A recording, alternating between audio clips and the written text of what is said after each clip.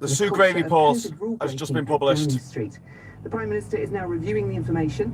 He'll be giving a statement to a little bit early this lunchtime. for not safe for work The debate over PMQs. gun control in America has been reignited after 19 primary school children were We're shot going to dead talk to in each their other. classrooms That'll in save more Texas. children. The attacker, who was 18, was shot dead by America has authorities. a murder rate The 5 weather, times that of the clouds and rain in the UK. west, moving eastwards and becoming lighter. They go, "Ooh, Brighter weather with knives." scattered showers to follow. A high of 19 Celsius. Right, we're going to have some adverts now, so I'm going to just knock the radio off. Weirdly, I can touch the radio. It's legal for me to turn the radio down while I'm driving, but I can't touch my phone. So if the radio's on the phone, can I touch the volume on my phone? No, because that's your... It's very confusing. If you're wondering why I'm in a van, and the van in Kieran's step wagon, is I'm returning it to Kieran because he needs it. He's going camping next week with his family, so he needs his step wagon to go camping. So I've cleaned it, I've given it a wash, and I've vacuumed the inside. So hopefully it should be back up to standard. But yes, we're going to listen now. No, still adverts. As I just come around, it was good timing actually that just dropped, because I'm about to get on the motorway and I won't be able to touch my phone on the motorway. So now I've started as I'll finish. And what I'll also do when I'm stopped is just quickly press all chat visible. Great. The Gray report just dropped. Yeah, Phil, I know. It's what we do. Okay, they're still on adverts. Oh my God, these are like the most irresponsible adverts of all time. Can you get off? We need to talk about the... We need to talk about the report! Oh my God, I can't even believe you're watching this. You should be reading the report.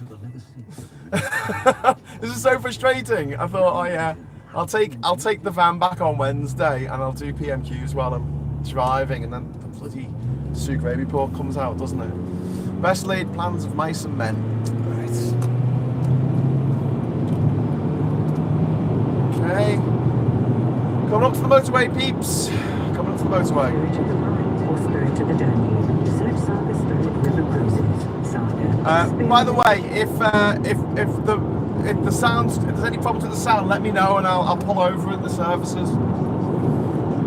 Just coming onto the A1M. Here, I'm in Durham at the moment and I'm just driving down.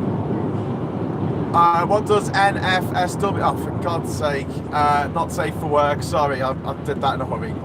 Experience, claimed that he'd learned his lesson, claimed that he commissioned the report to set the record straight and allow us all to move on. This, I think, is the clip that pulls his pants down in the most humiliating fashion. Mr. Speaker, I think the right honourable gentleman probably missed what I said at the beginning, but I apologise. I apologise. Hate his voice. For the impression hate everything about him. Given, that stamping down his feet. Take this less than seriously. I'm sickened myself and furious about that. He didn't even apologise for what had happened, did he, Ben? Because that would have involved an acknowledgement. He apologised for the impression that staff in Downing Street didn't take things seriously, while he was already a regular attendee at wine time. Wasn't an apology for the parties. Theo Ashford is here.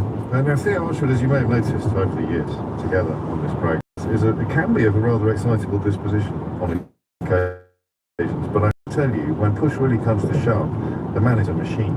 His laser-like focus is like nothing you have ever seen. He is positive. He's like Gary Kasparov playing chess, except in front of him is not a chessboard.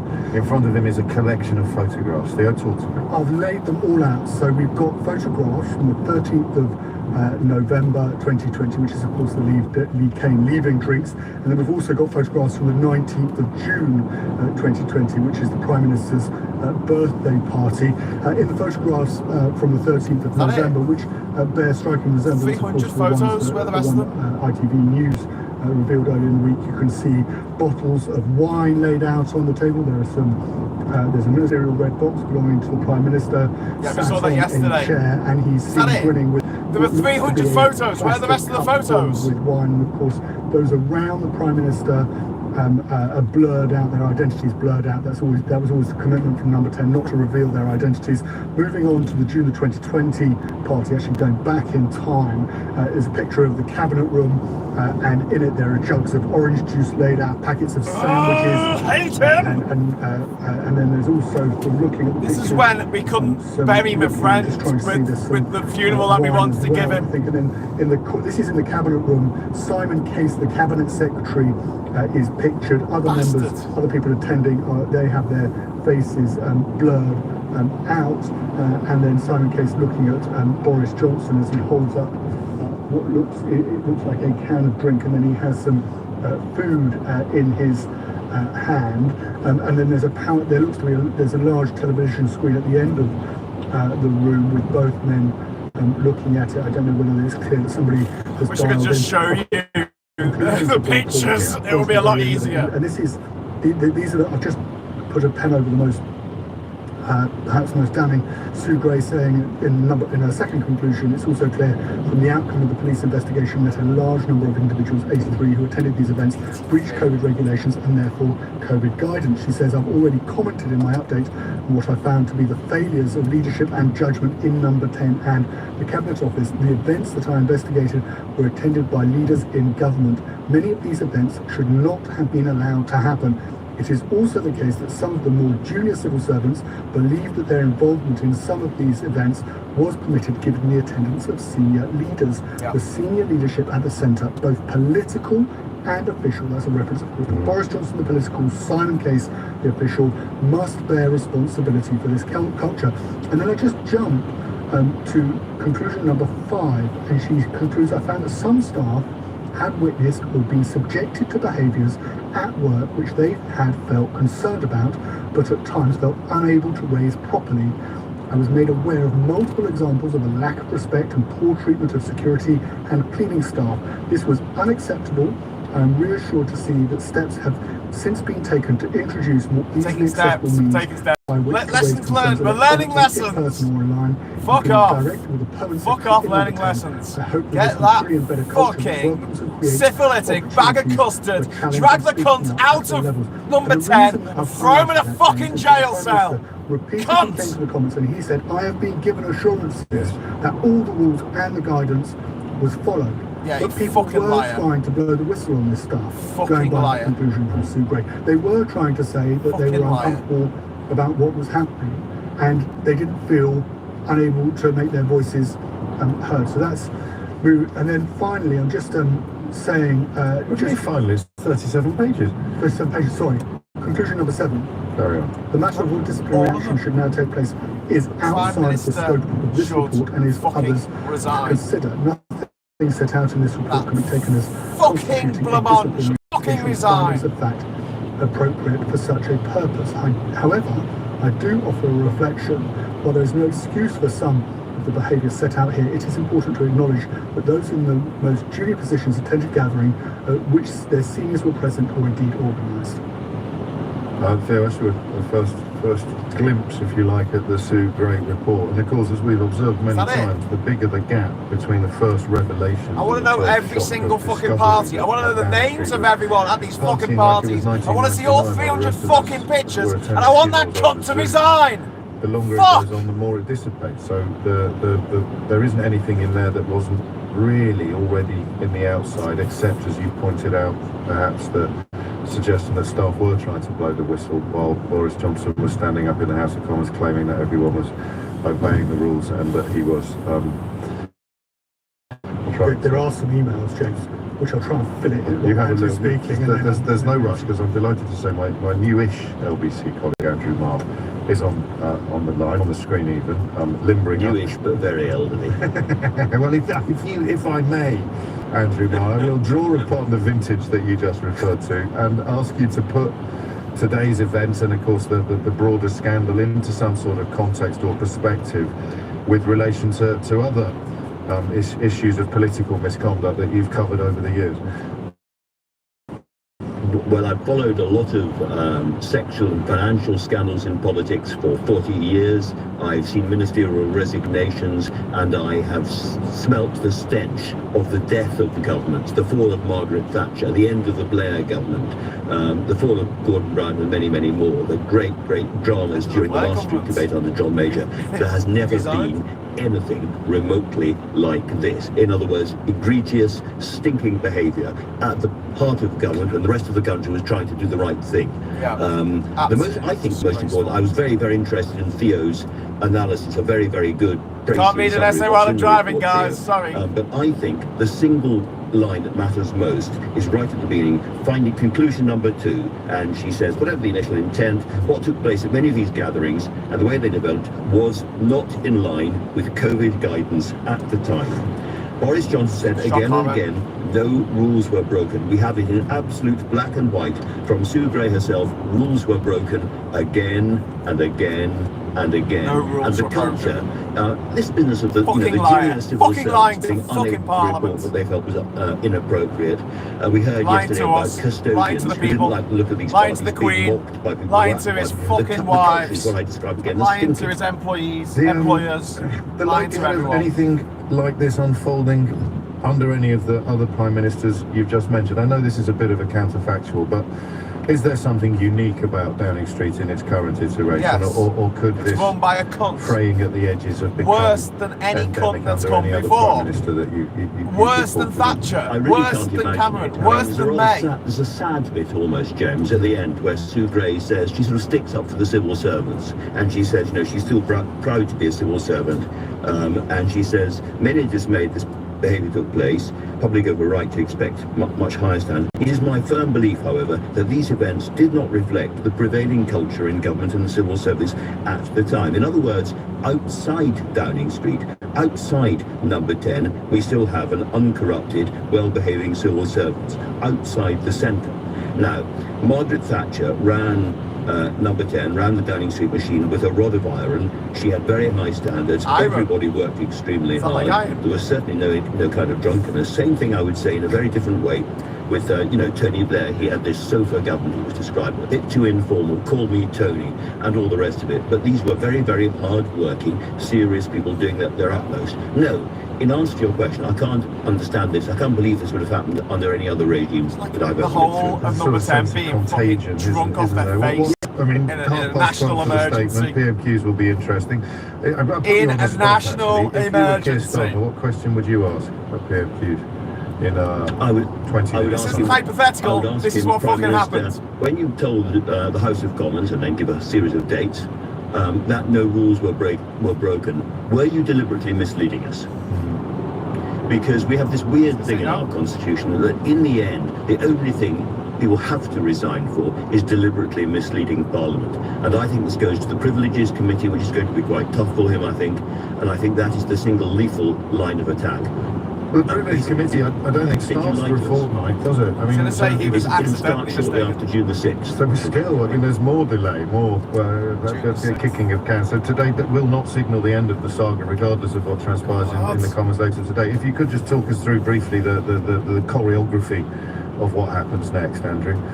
So we have Prime Minister's questions, which will be the theatrical confrontation where Keir Starmer is under huge pressure to land a serious blow. He hasn't had long to read this report, but frankly, he and his team have had enough time. They'll have gone to conclusions, they'll have looked at the photographs, and he will be prepared for that. That'll be probably the big dramatic moment. But after that, there will be a statement by the Prime Minister, the House of Commons, giving his explanation of the whole thing. He may try and push the questions off during PMQs until that moment. Right. But I know Tory MPs who are determined to ask some very hard questions at that moment. Then he goes and he does a press conference where, among other people, I hope be asking a question myself. And no, I'm not going to tell you yet what it is. I haven't thought of it yet. Why don't Just you before fuck off start. and die? That'll be my question. And then later on he goes to the 1922 committee. That's all the Tory MPs meeting behind closed doors. And if you remember last time, there was a sense that there was an air of triumphalism, and that the previous apologies made in public weren't quite repeated there. And some Tory MPs are very upset about that. I think it's going to be large slices of humble pie all day with a side order of grovel sauce. And that will happen then. And then we'll see what happens later in the day. And then there's the Tonight with Andrew Marr on LBC at 6 o'clock. Everything will be a fucking lie. Yes, you did. And is it too early to give us a Smirking flavour? I mean, obviously we know what you will be talking Smirking about. Do we two-faced know to twat. whom you will be talking about it? Well, I'm very much hoping that one of Mr. Johnson's critics, the MP Tobias Ellwood, will join us. He said he's going to do his very best. He's going to be in the chambers without a duck out. Tobias. And He didn't go to a probably fucking have a comp, cabinet- did he? we will certainly have a Tobias! cabinet minister, Tobias! but Dinner's of course, the ready! question then is, can any cabinet Sorry, minister yes. add anything really to what Johnson himself has said in the House of Commons? Only one way to find out. Tune into Andrew Marr at 6 o'clock this Tobias. evening on LBC. I've done this before, you know. Thank you, Andrew. Take care. And indeed, welcome aboard. I've said it off air, but I haven't said it on. Thanks so much. Cheers. Cheers. 11:45 is the time. LBC, Nick Ferrari. Oh God, you can't turn the volume down quick enough when you hear that sting, can you? Nick Ferrari at breakfast, yeah. Honestly, I'd rather eat a bowl of tea than listen to that fat fucking slug. The man who literally said to a black woman, go back where you came from. He said it to a black woman's fucking face, and they allow him this disgusting kind of parody of a racist 1970s DJ, non-stand-up comedian in northern working men's clubs, sorry. They allow him on the radio for 3 hours every morning. And James O'Brien, who's mid-morning, who traditionally you're not supposed to get more ratings mid-morning than you are when people are going to fucking work. James O'Brien outstrips him, like in terms of number of viewers, number of listeners. James O'Brien at 10 o'clock, when literally everyone's at work, everyone's working. That's crazy, isn't it? And no wonder Nick Ferrari's like, everyone should get back to work. Yeah, so they listen to him in the fucking car on the way to fucking work. No one's fucking listening to him anymore. Well, yeah, not as many people are listening to him anymore. Jesus Christ. But yeah, privately educated, posh little twat, Nick Ferrari. Well, they're all fucking privately educated. You're listening to the radio there. James O'Brien is privately educated. I think Andrew Marr's privately educated. I'll have to check on eatingdisorder.uk to check on the list. But I think he is. And then you've got Theo Usherwood. Theodore. Would you be called Theodore if you went to a state school? I don't know. Maybe you would. I'd kind of doubt it. Someone needs to probably look that up, but I can't find out any information because he doesn't have a Wikipedia page. So you know. But then, you know, they're advertising a show, Nick Ferrari. They're talking about Boris Johnson, who went to private school. They're talking about what Keir Starmer's going to do. He also attended a private school, although he didn't pay because it became a private school while he was there, an independent school while he was there. But still, oh man, you know, it's like having to listen to football if you hate football. Every day the news is, here's some things that posh, privileged, privately educated twats are doing. Every single day. It's like being forced to watch about it anyway, and you're just sitting there going, I don't care, and I can't really take part in this conversation. I don't want to know. But our news, because these people run everything, it's always about what some posh twat's done. Every single day. NSFW, yes, not safe for work. I thought that's what I put in the title, but obviously I put the title in wrong, and I put NFSW, which stands for National Front Southwest. No, it doesn't. That's a joke. Of course it doesn't. Right. So yeah, the Sue Gray report's landed. It said exactly what we thought it was going to say. Boris Johnson will spin that as to say, well, we already knew what was going to be said in this, so there's no bombshells here, and we need to get on with the job. Most people want, he's going to tell us what most people want. Most people want him to fucking resign. That's what the polls say. So he's fucking lying to Parliament again when he says that. What people want is, well, he might be talking about people that he knows in his inner circle. It's people in his cabinet, people in his government, people who are MPs of his party. Because, you see, the thing is, they wouldn't be in their post if it wasn't for him. Because they're fucking incompetent. They're absolutely fucking useless dickheads. They are the kids in school who were in the bottom set for everything, but they were born rich. So, you know, they're allowed to worm their way up the ranks, fail upwards, as they say. Heads up there from Andrew Marr, I felt, on the possibility of Johnson trying to avoid any of Keir Starmer's questions by saying, I am going to make an announcement later.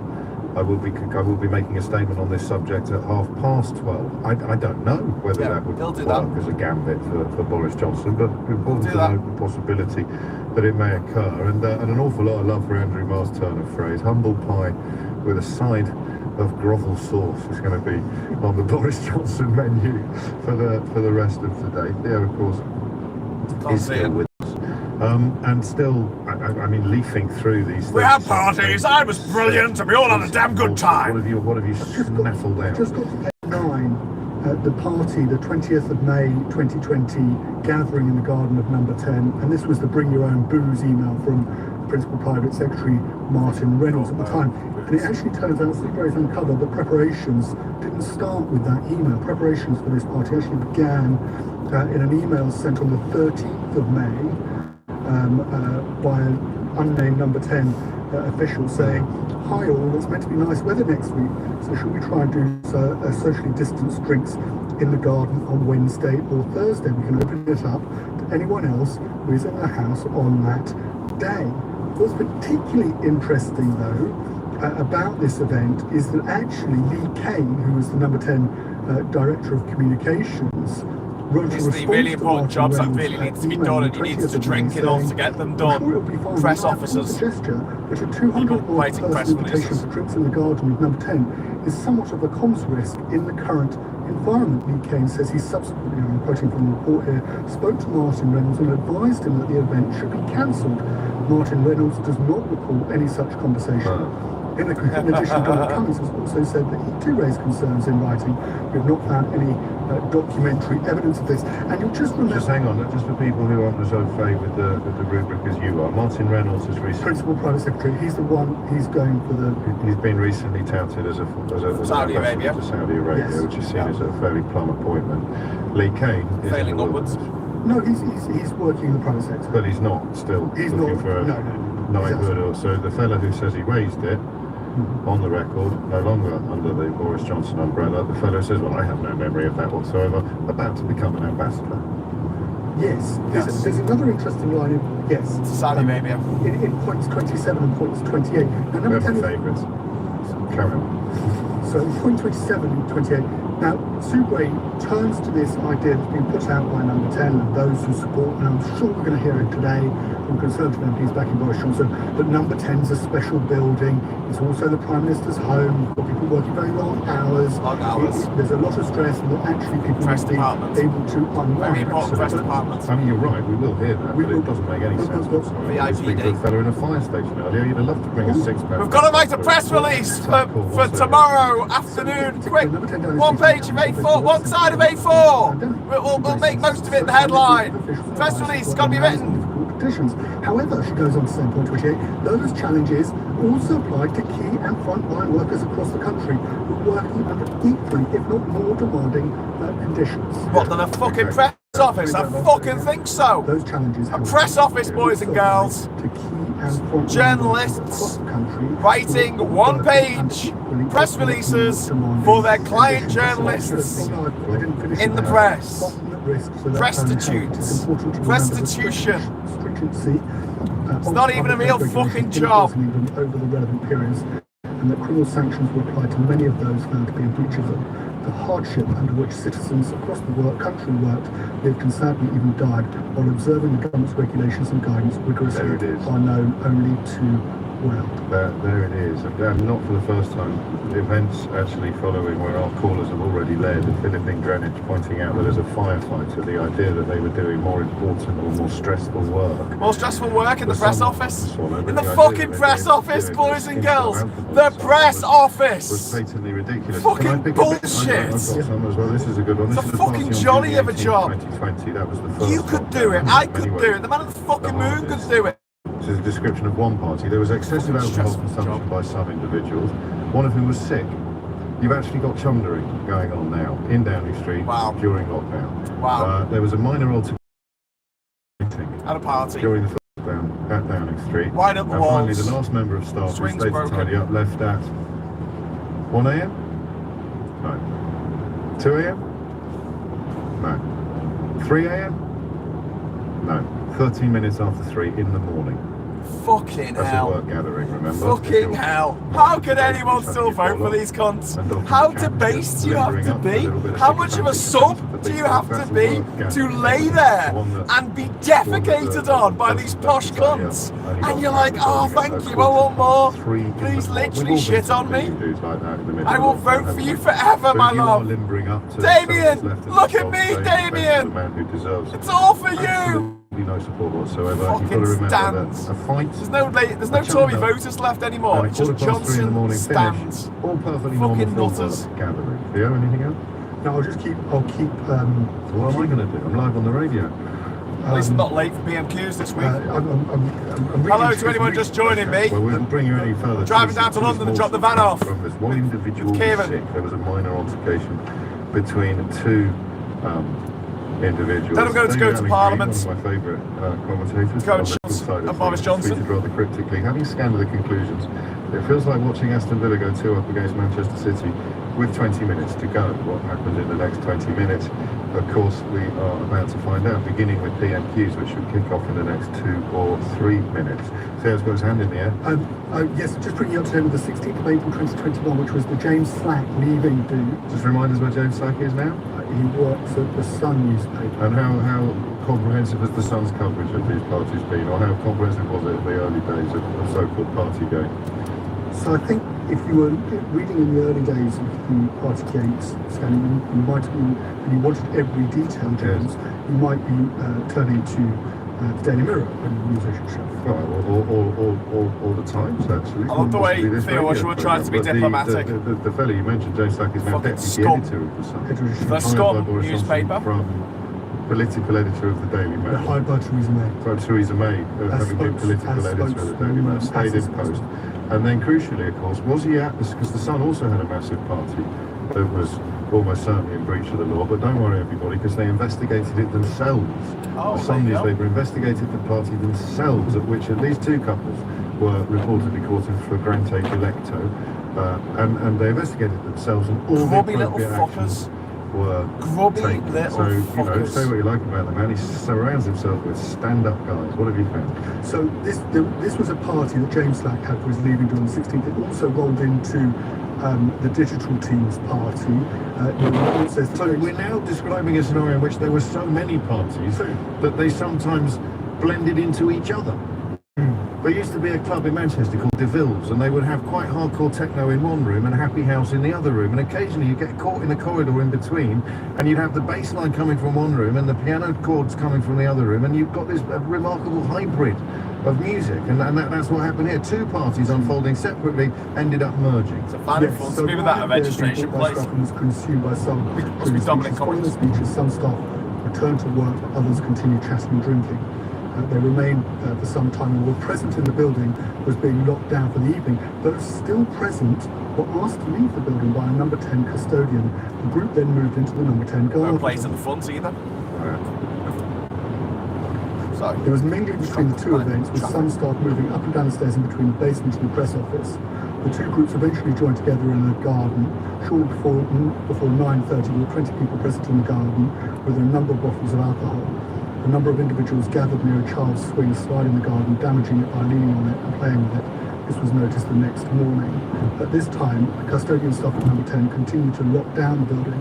They noted the groups of individuals had gone into the garden. The group began to break up and return to the main building at 9:30. The number 10 entry log showed that a number of people left number 10 at this point, so they're leaving at 9:30, having arrived at 6.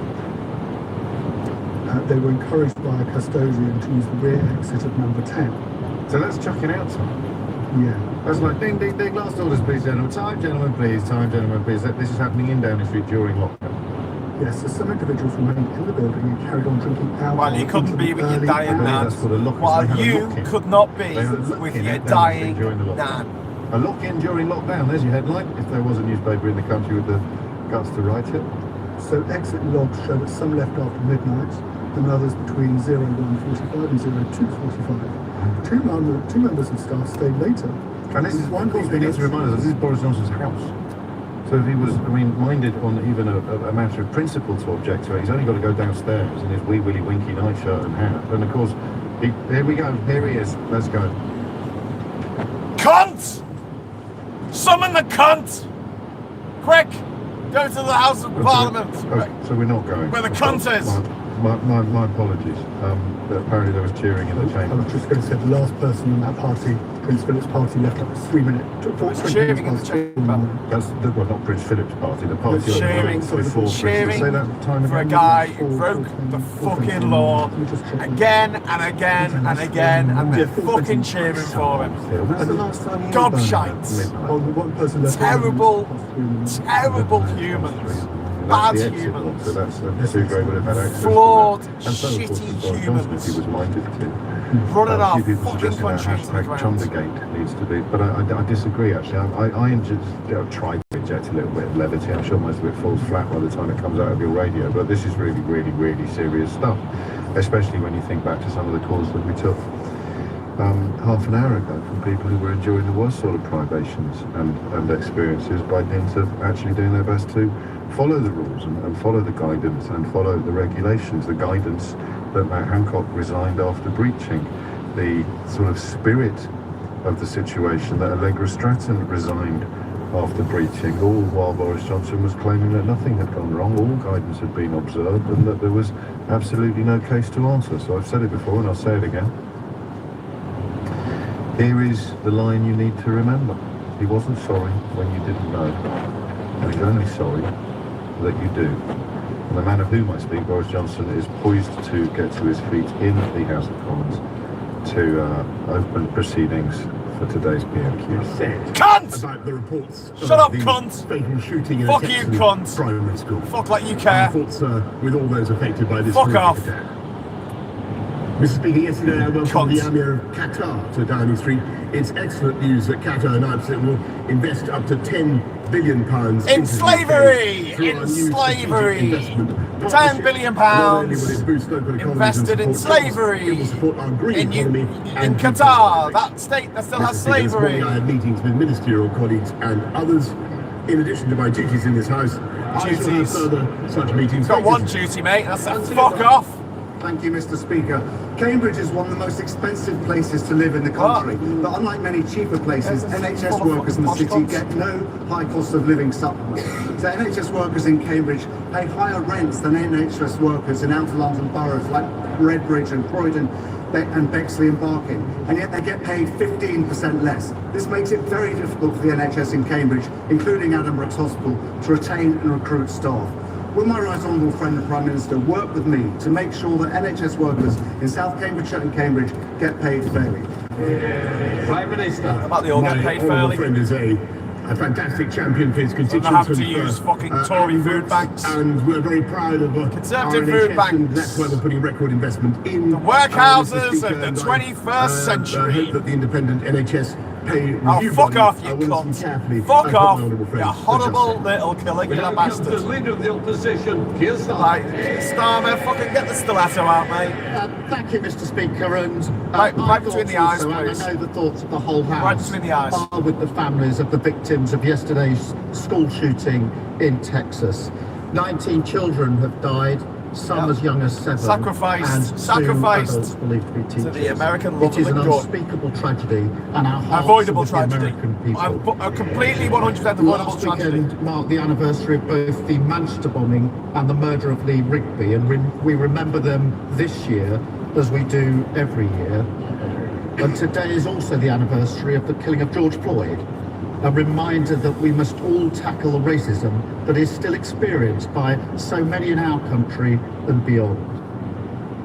Mr. Speaker, the Sugrave report was published this morning, and I look forward to discussing that during this afternoon's statement with the Prime Minister. For now, I want to focus on the cost of living affecting the whole country. What? Mr. Speaker, since we stood here last week, and I asked the Prime Minister yet again to back Labour's plans for a windfall tax to reduce energy bills, hundreds of millions of pounds have been added to bills of families across the country, and hundreds of millions of pounds have landed in the bank accounts of energy companies. Yeah. It sounds like he's finally seen sense, and the inevitable U-turn may finally have arrived. So when can people across the country expect him to use those oil and gas profits to bring down their bills? Damn the fucking government. Well, Mr. Speaker, there's nothing original about a Labour plan to tax business. There's nothing remarkable. They want to tax business the whole time, every day. Fuck this shit. Fucking hell, Starmer. You had one fucking job. You gotta talk this afternoon. You gotta talk this afternoon, are you? I can't even listen to his fucking voice. Fuck this shit. Fuck this fucking country. Fuck this cunt, daft cunt of a fucking country.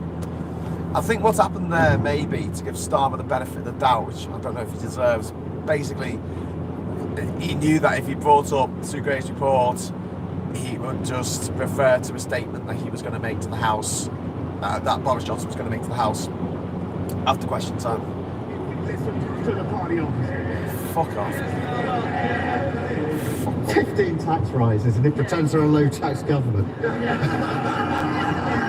15 tax rises. It's been, Mr. Speaker, it's been 4.5 months since Labour first called for a windfall tax on oil and gas profits. I've raised it week in, week out, and every week he has a new reason for not doing it. The Business Secretary said it's bad. The Justice Secretary called it disastrous. Even this weekend, the Health Secretary and the Northern Ireland Secretary opposed it. He ordered all of his MPs to vote against it last week. And now, surprise, surprise, he's backing it. Prime Minister, I'm told that hindsight is a wonderful thing.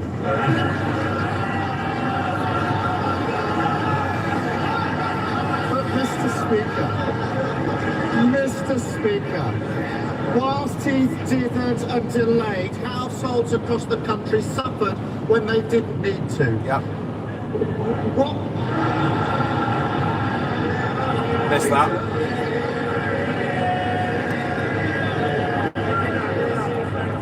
Mr. Bill, a man who always wants this to catch my eye is not going the best way to do so. Here's that. Mr. Speaker, whilst he dithered and delayed, households across the country suffered when they didn't need to. What is it about the Sue Gray report that first attracted him to a U-turn this week?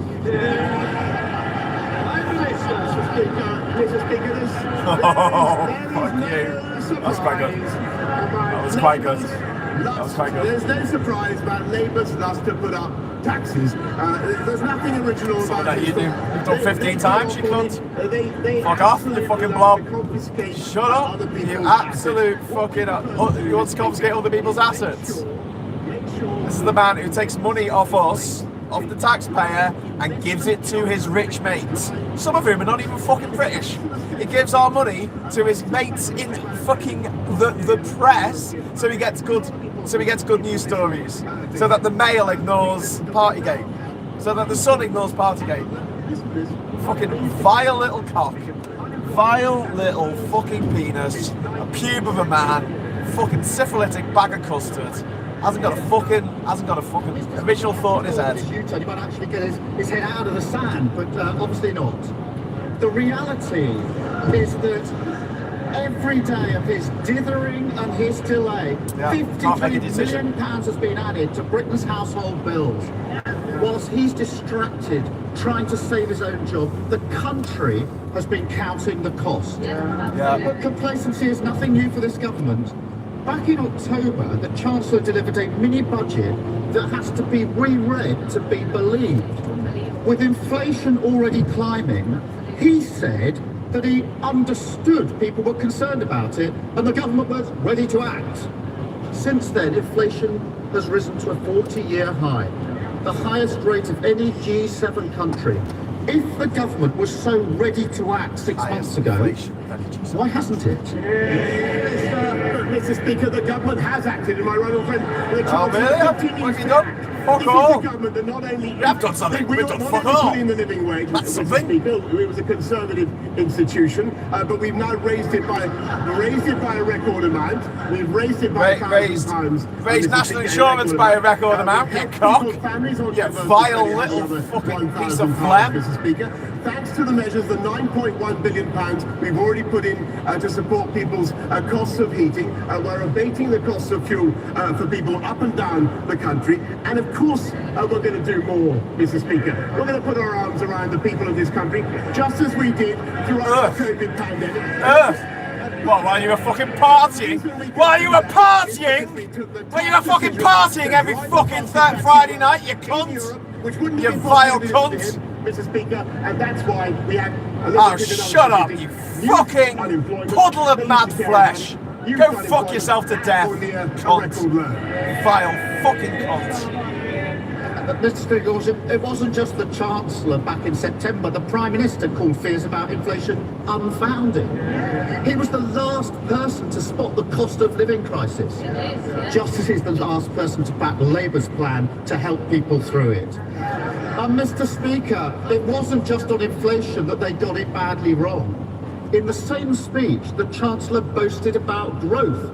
Prime Minister does today, how we were going to do better than all our major competitors. It was obvious that he was being complacent. And lo and behold, Britain is set to have the lowest growth of any major country except Russia. Despite our brilliant businesses and all we have to offer, why has his government inflicted on Britain the twin-headed hydra of the highest inflation and the lowest growth? Yeah, because he's shite at his job! Because he's fucking shite at his job. No, we're running you down, you fat fucking cunt! You horrible little fucking blob! Running your country down by telling the fucking truth! By telling the truth! By telling the truth! Fucking lying piece of shit! You lying fat little shit! Fucking gobshite! Shut the fucking gobshite! Talking the country down, bullshit! What the fucking hell? Can't listen to him. Can't listen to that cunt. What the fuck? He's told that he has the highest inflation and the lowest growth of any big country in the world, and he goes, hey, stop talking the country down. Like those cunt parents in school who, like, you know, when little Johnny's been naughty and the teachers say little Johnny's been naughty, they turn it on the teachers. Oh, Johnny never did nothing wrong. He's a fucking angel. It's you teachers that are the problem. Yeah, it's one of them.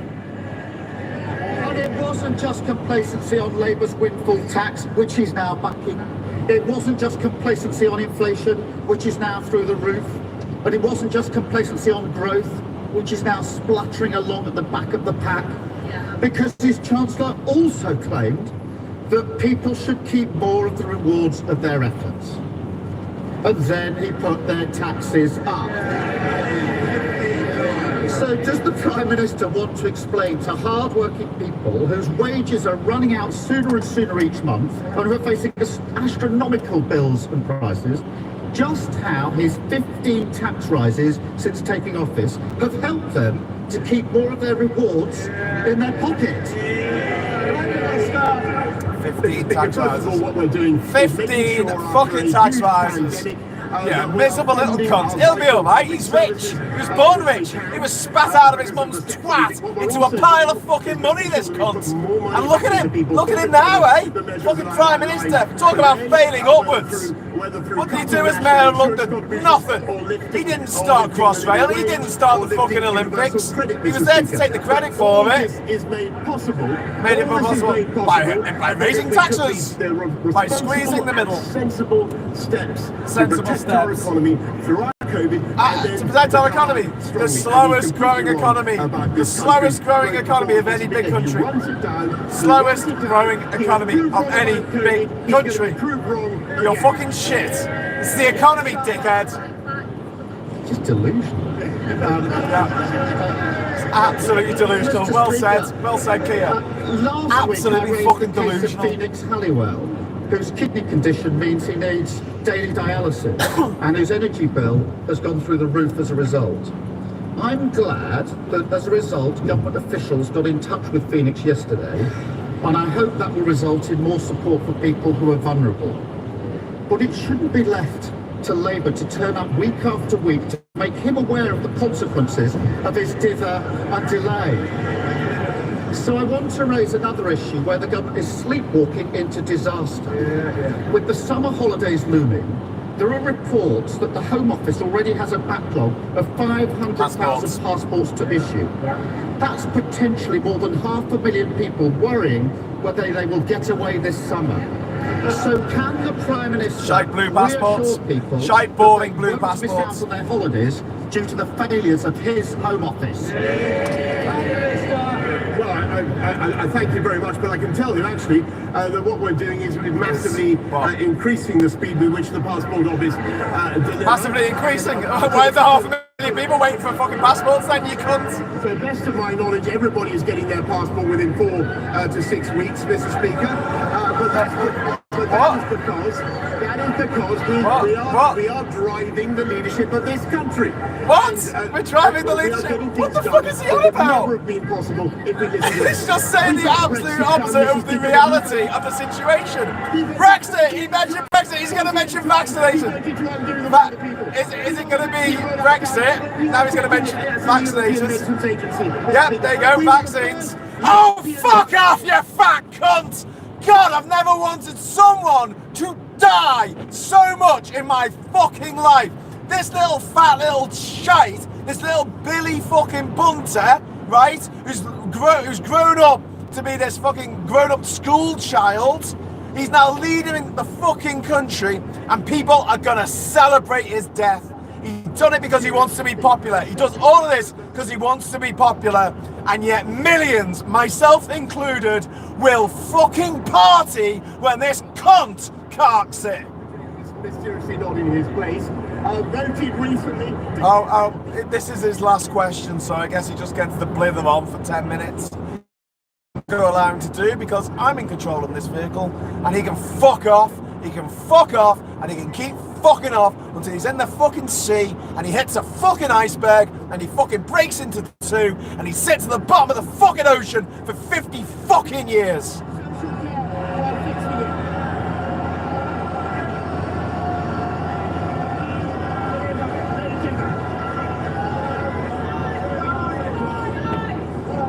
We both can be on our feet. I'm trying to help you. You've got to help me as well. And I'm sure you've got to the end because Mr. Stewart's itching to get his question. Brave Stewart. Talk question now. Thank you, Mr. Speaker. When the Prime Minister gets passionate, things get done. Brexit. How can you talk? How can you talk with the Prime Minister's penis in your mouth? How do you do that? They could contain themselves. The vaccine rollout done. Vaccines, Brexit, it's all I've got now. So will my Fucking useless cunts. Put us right in the back of the pack. Slammed our economy into first gear on a fucking freeway. Cunts. access to British wonder drug, Evershelf, and then they not next winter, not next year, but now, so that they This faggot who gets things done. I love him. Look at me, Damien. Look at me. It's all for you. It's all for you, Damien. Boris, I wrote you. You never replied. As he says, we've got to look at the available evidence. I just drank a quart of vodka. Dare me to drive. I love you. As suggested earlier that might happen, and then we'll pull out as usual. Otherwise, after Right, come on, Blackford. Call him a cunt. Call him a lying cunt now, Blackford. Just do it. Deepest sorrow. Just do it. Call him a lying cunt in Parliament. Get it on the record. And 2 teachers have needlessly lost their lives. Many of us in Scotland will be remembering the tragic events that took place in Dunblane 26 years ago. The thoughts and prayers of the SNP are with the families suffering today. But also I hope that lawmakers will finally act to bring the scourge of gun violence that plagues the United States to an end. Mr. Speaker, the reports that the Prime Minister at Downing Street's law-breaking have been damning. Empty bottles littering offices, rooms so crowded people were sitting on each other's laps and security forced to intervene because the parties were so outrageous.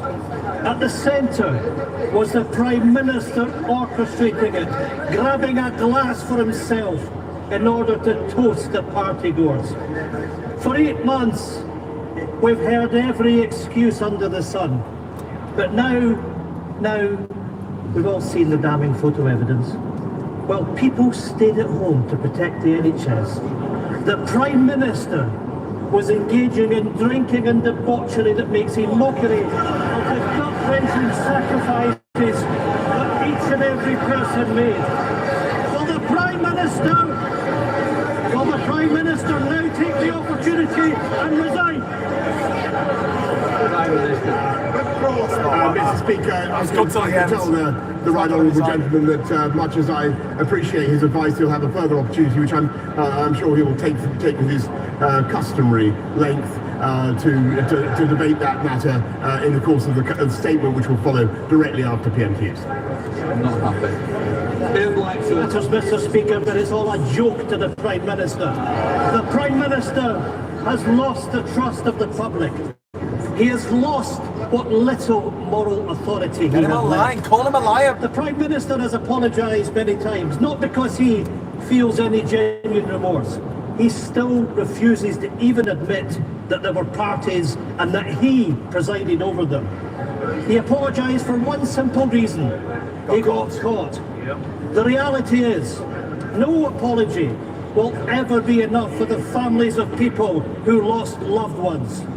For the families who followed the rules, who stayed at home whilst their nearest and dearest to them were dying, and are now forced to look at photographs of the Prime Minister surrounded by drink, toasting to a party in the middle of a lockdown. If the Prime Minister will not accept that he must resign, then the Tory benches must act. This Prime Minister, who has broken the law and shown a cavalier attitude to the truth, cannot be allowed to remain in office. Prime Minister, time is up. Resign, resign, resign before this House is forced to remove him. Prime Minister. I thank him very much, and I would just direct him again. I think it would be to his advantage to look through the report and then. This is why Keir Starmer didn't lead it. Sorry, take it back, Keir. I get it now. Right, so he didn't lead with the Ukraine report because Boris Johnson said he's going to make a statement after People PMQs. of Stoke-on-Trent, North Kidsgrove and Tor. God, Stoke-on-Trent. Two of the great 6 towns of Stoke-on-Trent. People of Stoke-on-Trent. We're too happy to let shops sit empty and historically important buildings such as Price and Kensington Teapot Works fall into ruin. Which is why I introduced my brother Maintenance of Land Bill to increase fines on these ruinous owners. Can my right honourable confirm that as part of the governor's planning reform, he will adopt my bill which imposes a new unlimited fine so these reckless rates can be held 22 minutes after 12 is the time. I think we can all live without hearing what Jonathan Gollis has to say about anything, can't we? Fairly confident on that. So we'll take a quick break. Starmer had a beer! Theo Usher wouldn't be serving pure orange juice and sweet and salted popcorn in the foyer. This is LBC. Okay, guys, so we're going to just, by guys I mean everyone, okay? It's just a generic term. I'm not trying to misgender anyone. Yeah, so I'll go back to LBC after the break because I do want to listen to what Theo Usherwood has to say, and obviously they will be going back to the House of Commons probably at 1:45 or 1 o'clock for the Prime Minister's statements on the Ukraine report, which is going to follow, which question's going to be this. But yeah, the reason why Keir Starmer didn't go in saying why don't you resign, the Prime Minister's questions there, was because he knew that if he did that, Boris Johnson would just do what he did to Ian Blackford and said, oh, I'm going to make a statement after this, so you've got to wait for that. You've got to wait for the fucking report. You've got to wait for the police investigation. You've got to, you've got to wait for the second coming of the great prophet Goffwan. Do you know what I mean? Like, everything's got to wait. You got to wait. You got to wait. I'm not going to answer it. I can't answer that question now that I know the answer to because you got to wait for something else. So what he's going to do, he's got all of his gobshites in Parliament by the looks of things, and he's given them a pep talk, which is basically, you would not be in this job if it wasn't for me, which is kind of true, actually. But also Jeremy Corbyn, you know, it's got to be said that those private school twats, the two of them, Corbyn and Johnson, scruffy little bastards, born into immense privilege, never done a proper day's work in their fucking lives, mirror image of each other. These people who are pompous little twats, born into the neo-aristocracy, who think that they have the people's best interest at heart, who know what the working class man really fucking feels. It's bullshit, it's vaudeville, it's a fucking act, and their fucking stands drive me up the fucking wall. Both of them have these obsessive, misery-like fucking fans, like the movie Misery. I mean, what's the name of Kathy Burke's character in Misery? If anyone can get that in the comments, that'll be great. They're very much like her, do you know what I mean? You know, I'm your biggest fan, Boris. Actually, no, they're more like the nanny. They're more like the nanny in The Omen. Look at me, Damien, before she hangs herself. Look at me. That's what they're like, because they seem to be bewitched by these motherfuckers. Because when someone who is posh lavishes attention on you, people in this country, like Pavlov's dogs, they just start to salivate. Oh, a posh person's been nice to me. A posh person said something about how good I am. Just look at them lining up to get a bon mot from the fucking Queen. Oh, what do you do? I sweep the streets. Oh, that's nice. Oh, wow, yes. Well, that's turned my whole life around. Thank you very much. A posh person validated my struggle. You know, it doesn't matter how many of the rest of us validate your struggle or try and help out or say, listen, maybe we should have protests and trade unions and the right to free speech in this country. No, we can't have that. You know, we can't have that. We can't have right to free speech when people are being fucking offensive about minorities. That's when free speech really needs to be protected. Otherwise, you can fuck off and go to jail for 10 years for speaking your mind and being too loud. Your thoughts, canvas your responses to it. Theo is still with us, obviously he's political editor. Just to clear things up, the decision by Keir, if Keir Starmer had gone in with the questions about the Sue Gray report, he would have received exactly the responses that in Blackburn. I could do this. Hold your horses. I could do this. A bit later. I'm Graham Hughes. Gives a job. Gives a job. Hi, LBC. Gives a job. I could do that. I could do that. Gives a job. He does have people working with him. Channeling me, Uncle He's asking questions on the cost of living crisis, and there's a huge amount to go on there for him. He will have a team coming up with an actual firm, decent response. They've got an extra half an hour because of PMQs to get the Prime Minister with, to ask more pertinent questions of the Prime Minister.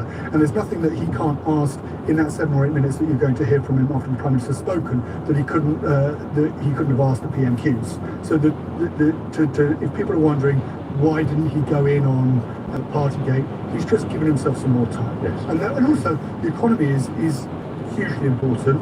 It keeps the narrative. It doesn't let him fall into a trap that the Tories have gone in on, saying, oh, you're only obsessed by parties, you don't care about what really matters to people, like the cost of living crisis.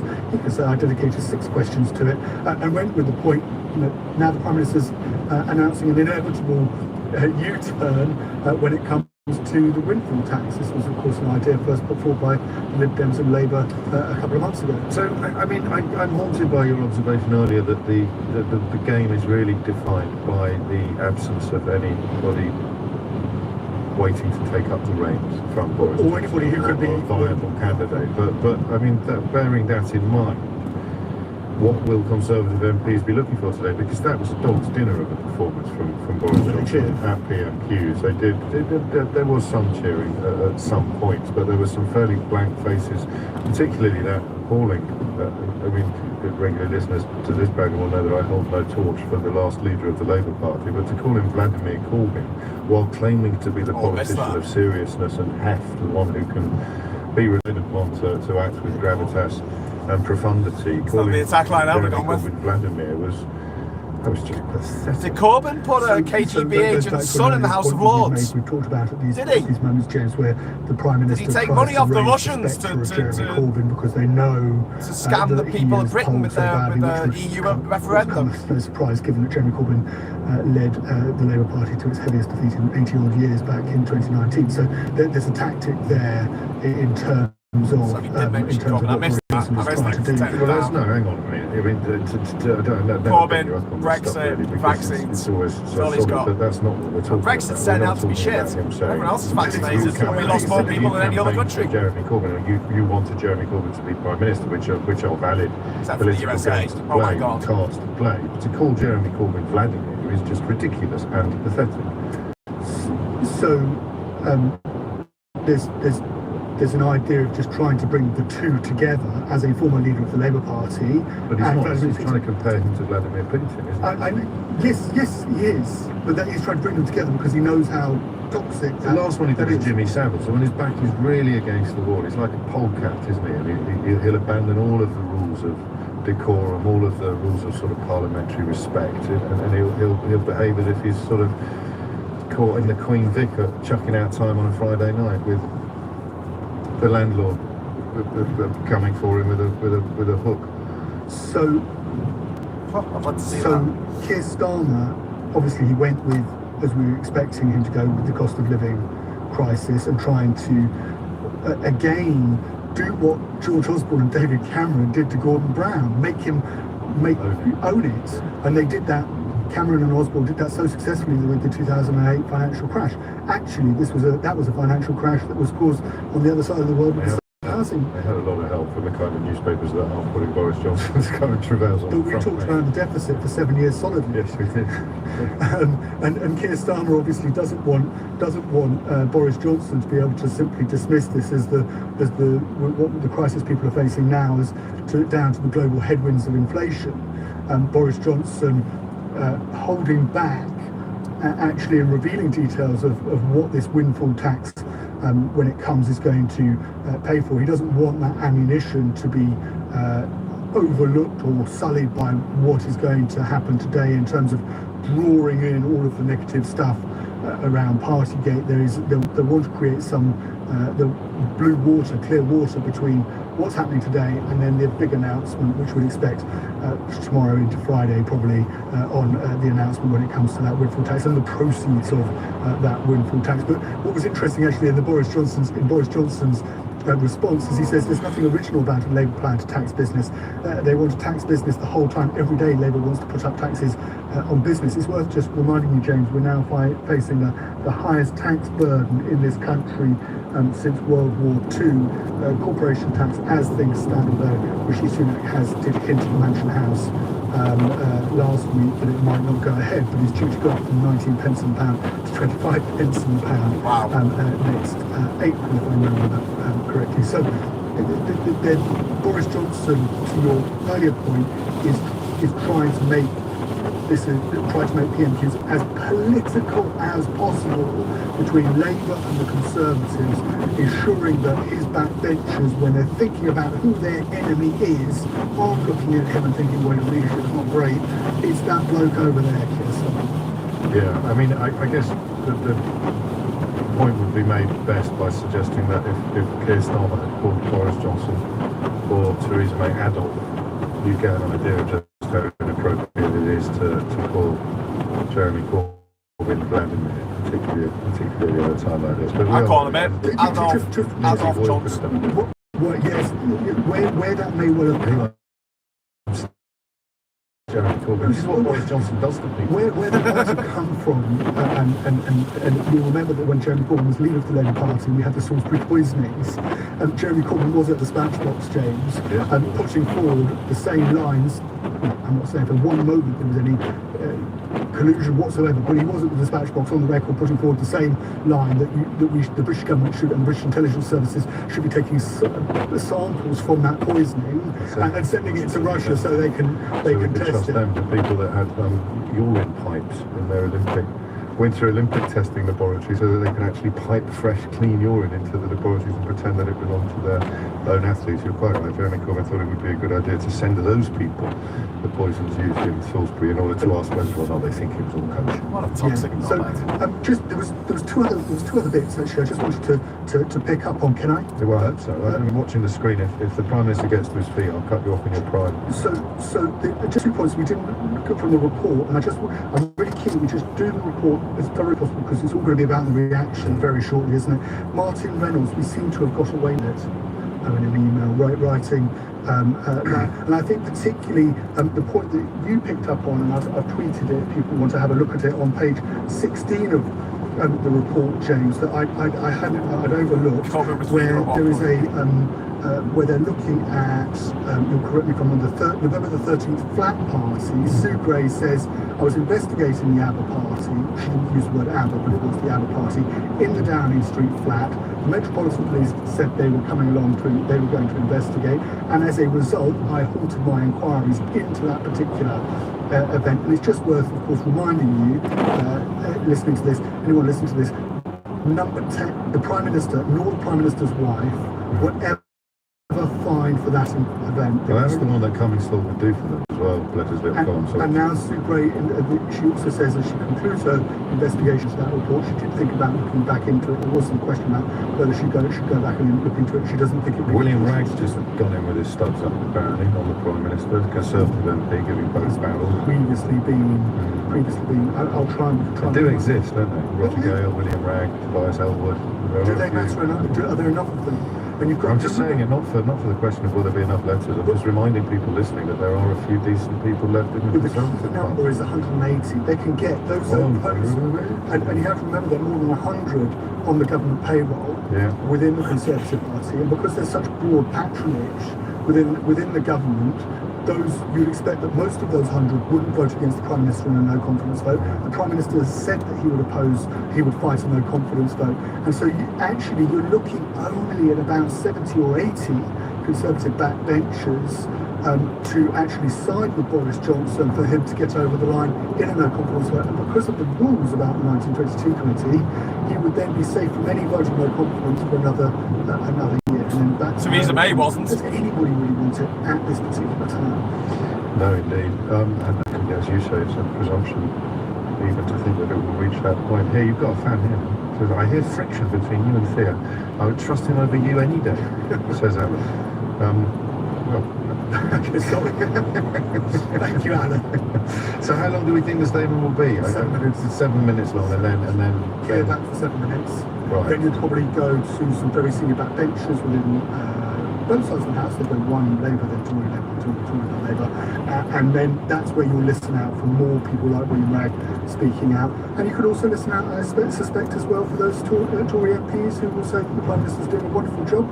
They will, won't they? I mean, people have just woken up from a coma listening to today's programme, and the sort of catalogue that we've been describing would probably not believe it. How can anyone possibly stand up today and say that he's been doing a brilliant job? But he does it himself. He just stood up there, told another lie, the same lie about the European Medicines Agency, and ignoring the fact that we were perfectly free to either go it alone or go as part of the overall vaccine rollout.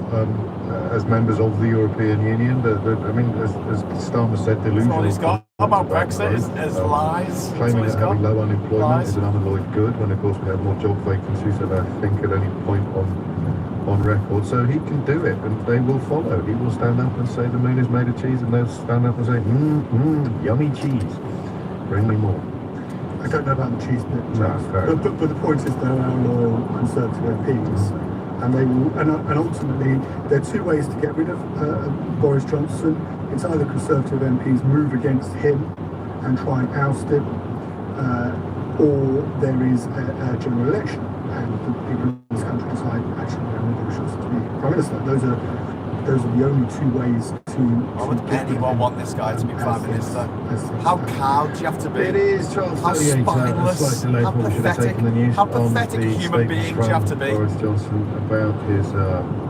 Andy McDonald's going hard and asked the Prime Minister how he sleeps at night with so much blood on his filthy, privileged hands. Oh, yes! Fairly wow! Language, but wow! Yes! Absolutely! the last leader of the Labour Party, Vladimir Corbyn, which is, I mean, just pathetic is the only word I can really think of. It is 12:38 and we're waiting for that statement from the Prime Minister. I'd quite like to have heard the William Bragg thing as well. Might dig it out a little later, because these Conservative backbenchers in particular, who do somehow manage to muster up some courage of their convictions, I do think, possibly naively, I do think they're very important, because the bleakness of the horizon otherwise. Imagine if every single member of the party was now complicit in the corruption. Every single member of the cabinet is, of course, and every single one is, except for the ministerial role or a PPS type role, is arguably complicit in the corruption. But thankfully there are still a few backbenchers. They're sort of ploughing their own furrows sometimes as well, aren't they? Like Tom Tugendhat, who's led the committee which has essentially made Dominic Raab's position as Deputy Prime Minister untenable under any normal government, because his handling of the Afghanistan evacuation was absolutely appalling. And then some that I'm not that well aware. A great piece in the Times today by Alice Thompson, who picks up on Tugendhat, but also looks for the MPs who are sort of quietly getting on with doing good things, as opposed to marching around the place sticking up for the big dog. Laura Farris is rumoured to be considering turning down a position as a ministerial aide so she can remain upon the Standards Committee, which will judge whether the Prime Minister knowingly misled Parliament. And a quick word on that, because that's the one that Chris Bryant has recused himself from after Jacob Rees-Mogg projected his own moral corruption onto Chris Bryant and said, well, you can't trust him because he's Labour, therefore he'd be biased. Rees-Mogg there, too thick to realise he's admitting that he could never be honest because of his own partisan loyalty. So Bryant shot that fox by recusing himself, and they're going to have a look at whether or not Parliament was deliberately misled. And that's important, because of course the only other way of doing this, of course, is when you would have, in terms of, you've got the Privileges Committee, Chris Bryant has done, is to have a Lord Geidt review, but the only person who could commission that Lord Geidt review is whether the Prime Minister broke the still code as the Prime Minister. Yeah. So let's put Lord Geidt to one side. We've now got that Privileges Committee report, which can start in full now because of that vote just after Easter in the House of Commons, James. But it does have a Conservative majority on it, like all committees do, because the Conservatives have a majority in Parliament, in the House of Commons, and they will be looking particularly at the detail of this report, of the police investigation, to determine whether, as a result of this report, Boris Johnson knew what was going on. And so when he came to the House of Commons and made, as he put it, assurances that 3 hours of driving left, boys and girls. that the rules 3 had not hours. been broken, the guidance had been followed, whether he knew that in fact actually that not to be true. And if that committee can prove that they didn't know, that he knew what he was telling the House of Commons was not true, then that would be a breach of the ministerial code. Now, the Prime Minister has not said at any point until now whether in actual fact he would resign if he were found to have broken the ministerial code. There have been members of his cabinet who have said, and I think I'm quite correct in saying, I might be wrong, but I'm correct in saying Dominic Raab, the Deputy Prime Minister, has said that he would expect a minister who has found to have broken the ministerial code to resign. Wow. But it is also just worth pointing out, and it is dancing on the head of a pin, that it will come down to this particular detail about whether he worded his statements in a particular way as so not to break the ministerial code. Actually, of course, has spent his life choosing his words extremely carefully so as not to be held accountable. Thinking of the Catherine West question, yes, can you tell the House whether... Okay, and now we go live to the House of Commons. Cunt! Let's hear for the cunts! King cunts! I will make a statement. Fuck you! I'm lying grateful piece of shit. to Sue Gray for her report Fuck today. you! And I want to thank her Fuck for the you. work that she's done. No, you don't. You wanted to shut I her down, also you thank lying the piece of Metropolitan shit. Police for completing Fuck their you! Yeah, investigation. fucking corrupt as you I are, want the to fucking Met begin Police. today by Institutionally renewing my corrupt. apology to the Like you. House and to the whole country fucking cell for of your body. the short Institutionally. lunchtime gathering on the 19th of June 2020 Short, in the Cabinet Room. Short cabinet during which meeting. I stood at my place at the Cabinet table, in Short- which I short received meeting. a fixed penalty notice. Short And I meeting. also want to say, Mr. Not a Speaker, above party. all, that I take full responsibility for everything that Well, took fucking place. resign then, on you my cunts!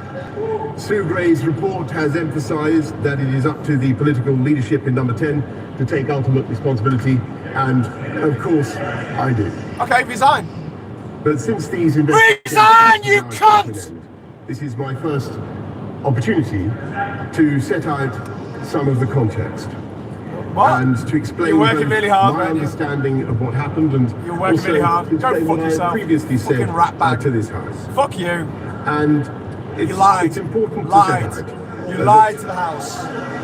Fucking Over a liar. period of about Fucking 600 liar. Where's days, Guy Fawkes when you need him? gatherings on a total of 8 dates have been found to be in breach of the regulations. 8 fucking in a building that parties. is 5,300 metres square across 5 floors. Oh, it's a big building! It's a big building! I do think I didn't know there were parties. It was a big building! It was so big! It was such a big building! Hundreds of staff were invited to There's work. lots of people there! And in the Cabinet Office, I can't be which expected to has know everything! thousands of officials and now is the biggest it's been in any point in its 100-year history. Thousands That of is officials itself in your one of house. the reasons Fuck why off. the government is now Lying looking for sack of change shit. and reform. Oh, right, yeah. Mr. Speaker, those staff working in Downing Street were permitted to continue attending their office for the purpose of work, and the exemption Press under the releases. regulations For writing apply press to their work releases because of their to nature your of their client jobs, fucking reporting journalists to directly tell Laura to the Prime Kunzberg Minister. what to fucking say on the BBC. These people were working extremely you. long hours. Oh, Country, the really? ability Fucking to fight the journalists pandemic. working long hours. During- Mate, don't Mr. make me Speaker, I sick. appreciate that this is no Cunt! mitigation. Someone This is shouts out, important to say cunt, that. lying cunt. Just one second. Lying Can I cunt. just appeal to the House? Call him a lying Expect cunt. it to be heard, and I want everyone to hear it. No, I want someone to shout out lying cunt right now. Right now. Call him a lying cunt. Very, very Hey, the big important building, a lot of statement people that comes from there. the ear as He well. couldn't help but have a party. Yeah, Mr. Speaker, I'm Fuck trying- you. More parties than any other residents, not just in England, not just in the UK, not just in Europe, but in the fucking world! Those circumstances Dude, there is lots where of people officials there. and It's a big advisors building. were leaving the government. And it I was can't be expected appropriate to know what was to happening. recognise them, to thank them for the work. What, that in the they did. press office? The press office! Writing fucking let me press come back, Mr. statements! Speaker. I briefly Oh, attended you this rat-faced gathering cunt! to thank You them for their bloated service, sack of shite! which I believe is one of the essential duties of leadership. You fucking whale carcass! And particularly important when people need to feel that their contributions have been appreciated. In the press office! And to keep Don't them forget, all these are as not high people as making possible. policy, these are people writing press releases for his client, cunt, journalist, And it's mate! clear from what Sue Gray has had to say that Press some releases. of Oh, it's really hard. then Really went hard to write on press releases. far longer Doctors and nurses than was working fucking 18-hour they were shifts. clearly Oh, but in they were breach working of the hard. rules and they fell Working foul of really them. hard. Working really I hard. have to tell the House because the House will need to know this, and again, this is not You to lied to mitigate the or House. to extenuate. It is. I had no It knowledge is. of those subsequent proceedings because I simply wasn't there. Oh, And bullshit! I have been as surprised and disappointed Oh, as fuck anyone else off! in this House Oh, as the fuck revelations have unfolded. off! You And cunt! frankly, You said there was no Mr. party Speaker, at the party you were at, you appalled cunt! by some of the behaviour, Appalled! particularly in the treatment of the security and the cleaning staff. Fucking bullshit! And I would like to And no one apologise resigned. to those members No one was of staff. sacked, sorry, they resigned. And I expect anyone who behaved in that way to apologise to them as well. Oh, right, okay. Well, nameless people And will apologise to nameless people I'm happy to set at on an the record unspecified date. That when I said, I came to this House and said in all sincerity that the rules and guidance would be followed Yeah? at all times, You were lying. it was what I You were lying! believed to be true. You were lying, you It cunt! was the case. You were lying, you fat sack of shite! You are a fucking liar! And the House will note that my attendance at these moments, brief as it was, has not been found to be outside the rules. What? But clearly this was not the case. Some of those gatherings after I had left, and right. at other gatherings You were there, when they I were was fine. not even in the building. Okay, that's why So I people were would fined like at the to parties correct- that you were I at, would but you like weren't. to correct the record to take this opportunity, Oh, you not in massive any sense to sack. absolve myself of responsibility, which I did and have It was always a big taken. building, But not simply- mitigating it, but it was a big simply to building, lots of explain people there. Why I spoke wasn't as there I at the did parties. in this House. You fucking lying Mr. piece of Speaker, shit! In You response fucking to liar! her interim You fucking report, liar! Sue Gray acknowledges You that very fucking liar. significant changes have already Oh been no! enacted. You've done stuff now. She writes, You know, we've and I told quote, everyone off. I am We pleased told people that off. progress is being made in addressing the issues I raised. That's And like she fucking adds, yours sincerely, since isn't my it? update, there have been changes to the organisation and management of Downing Street and the Cabinet Office, with the aim of creating clearer lines of leadership and accountability, and What now the these fuck? need the chance and time to bed in. What the fuck has Number this 10 got now to has do? its own permanent What secretary. the fuck charged has this with got to applying do with the high fact you broke standards the of law? governance. We give a fuck what There you are done now afterwards. easier ways for staff. Your to Honour, voice my any client, worries after murdering and someone, still went on welcomes to that two great welcomes help that I out quote, the local "Steps orphanage." have since been taken to introduce more easily accessible good egg. means by which to raise concerns electronically in person. And he only or murdered online, people because he was in a including big directly building and there were with lots the of people permanent there. Secretary. The entire senior management has changed. There is a new. No, they haven't. You are the senior management, you cunt. You are the senior fucking management. Who also commands the status Oh, of the great. cabinet Let all the minister. other people There fucking is a pay new for director of your communications, a new transgressions. principal private secretary. Fucking get your underlings to and pay a for number your of other transgressions. key appointments You in foul fucking my cunt. office. You foul piece of I am confident with absolute the changes and sputum. new structures that are now in place. Jelly of a man. That we are humbled Oh, it was all the people working for me that were by the wrong. experience. Humbled. And You don't know the we fucking meaning of the word. You fat want to privileged conclude shite. by saying that Fuck Mr. you. Speaker, I am humbled and I have learned. Fuck you. Fucking bullshit. And I want to conclude by saying Humbled that my whatever ass. the failings, Humbled. whatever the Go failings fuck of, yourself to death. yeah, we'll come to that. We'll come to that. Do the right thing. And whatever the failings Fucking resign. of number 10 in the Cabinet Office throughout this very difficult period. Fucking resign. And my own, for which I take full responsibility. Go on then, I resign. continue to believe Go to that the civil resign then. servants and advisors in question, hundreds of them, thousands of them, some of whom, Mr. Speaker, are the very people who've received fines, are good, hard-working people. Motivated Yes, by the highest the calling underlings to that do I'm the very currently best throwing for under our the bus country. are the finest underlings money can buy. What they achieved, including procuring essential life-saving PPE. Oh God, creating the biggest vaccines! testing program in Vaccines, Europe, go on! and helping to enable the Brexit, development vaccines! and distribution of the vaccine. Hey! Fucking said it, what a cock! Pandemic of a What a century. fucking lying And piece now, of shit! Speaker, we must get our country 170,000 through the people aftershocks dead. of COVID, with every ounce of ingenuity and 170,000 compassion people dead and under this hard work. cunt's leadership. So I hope that That's today, his idea as of well as leadership. learning the lessons from How many died in the New Sugars Zealand? report, which What, I'm like glad I 27? commissioned, and again, I repeat I'm grateful to her. I hope very much. Fuck that yourself now that to she death. has reported, we will be able to move on.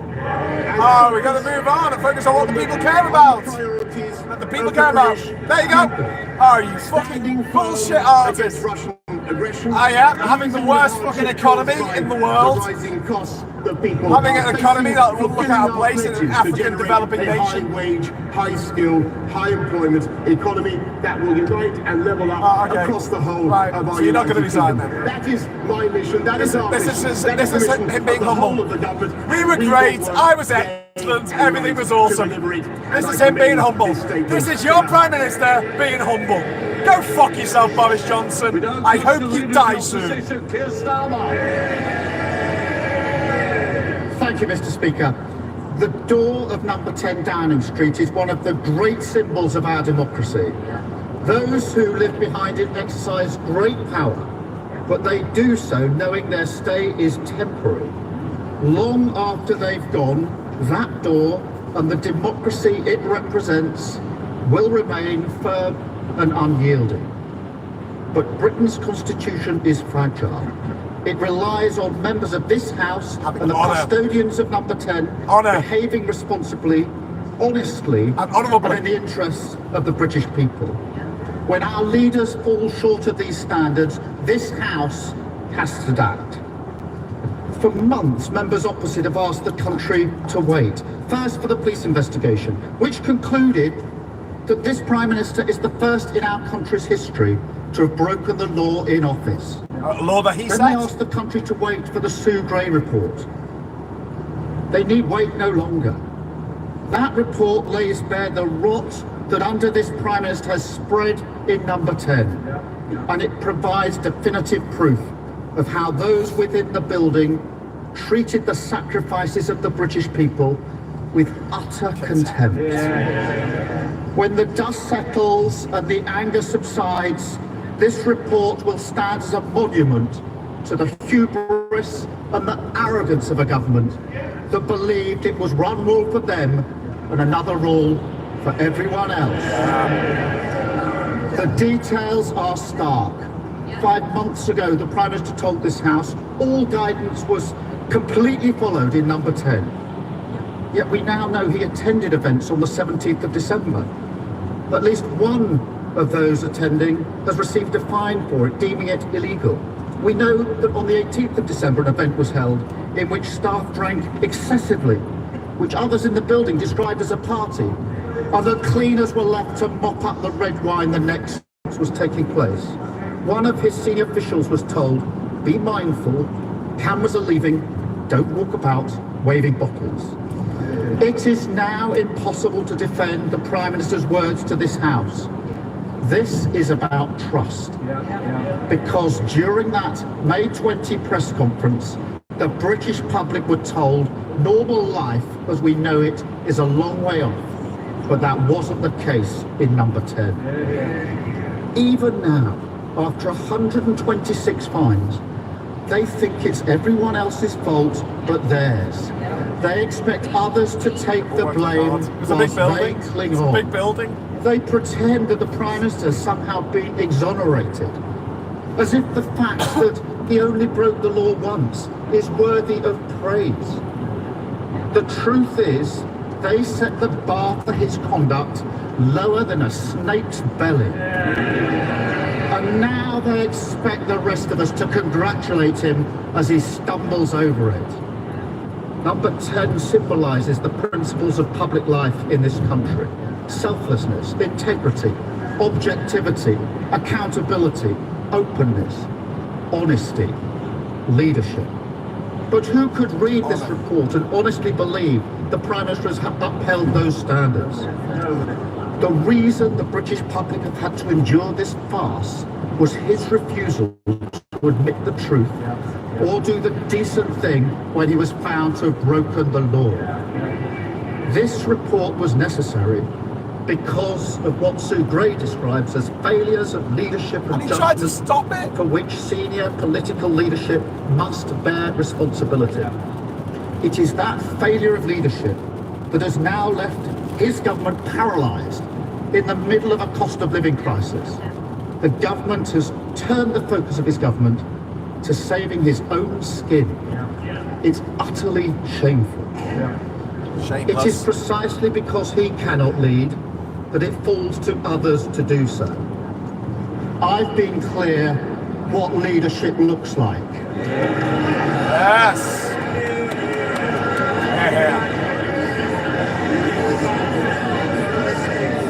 I haven't broken any rules, and any attempt to compel. Sorry. Can I just calm it down? Quite rightly, I wanted to the Prime Minister. I expect the same of the Leader of the Opposition. Now, those who don't wish to hear, please, go and have a cup of tea or something, please, Helmer. I've been clear what leadership looks like. I haven't broken any rules, and any attempt to compare a perfectly legal takeaway while working to this catalogue of criminality looks even more ridiculous today. But Mr. Speaker, if the police decide otherwise, I will do the decent thing and step down. The public need to know that not all politicians are the same. That not all politicians put themselves above their country. That honesty, integrity and accountability matter. Members on the opposite benches now also need to show leadership. This Prime Minister is steering the country in the wrong direction. They can hide in the backseat, eyes covered, praying for a miracle, or they can act. Stop this out of touch, out of control Prime Minister from driving Britain towards disaster. We waited for the Sue Gray report.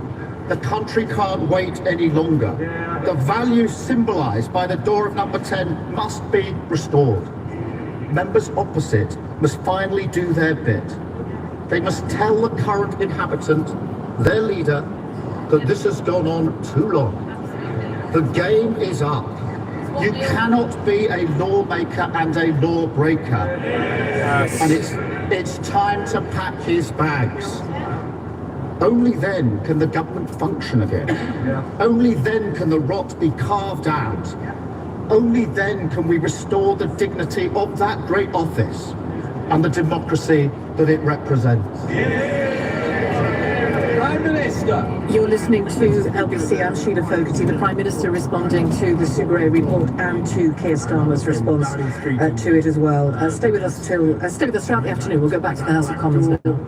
And the number of the events, and I he's want to fucking say drunk to him now. is that He's always drunk. he, He's a fucking alcoholic. throughout the pandemic, was not druggy like all his leading fucking many mates. thousands of people in the fight against coronavirus.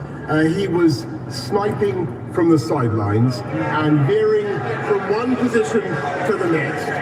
And today, Mr. Speaker, he's done it again. Week after week, he could have come to this House and talked about the economy, about Ukraine, about the cost of living. No, Mr. Speaker, time after time, He talked about the cost of living all day chose to today. focus on this issue.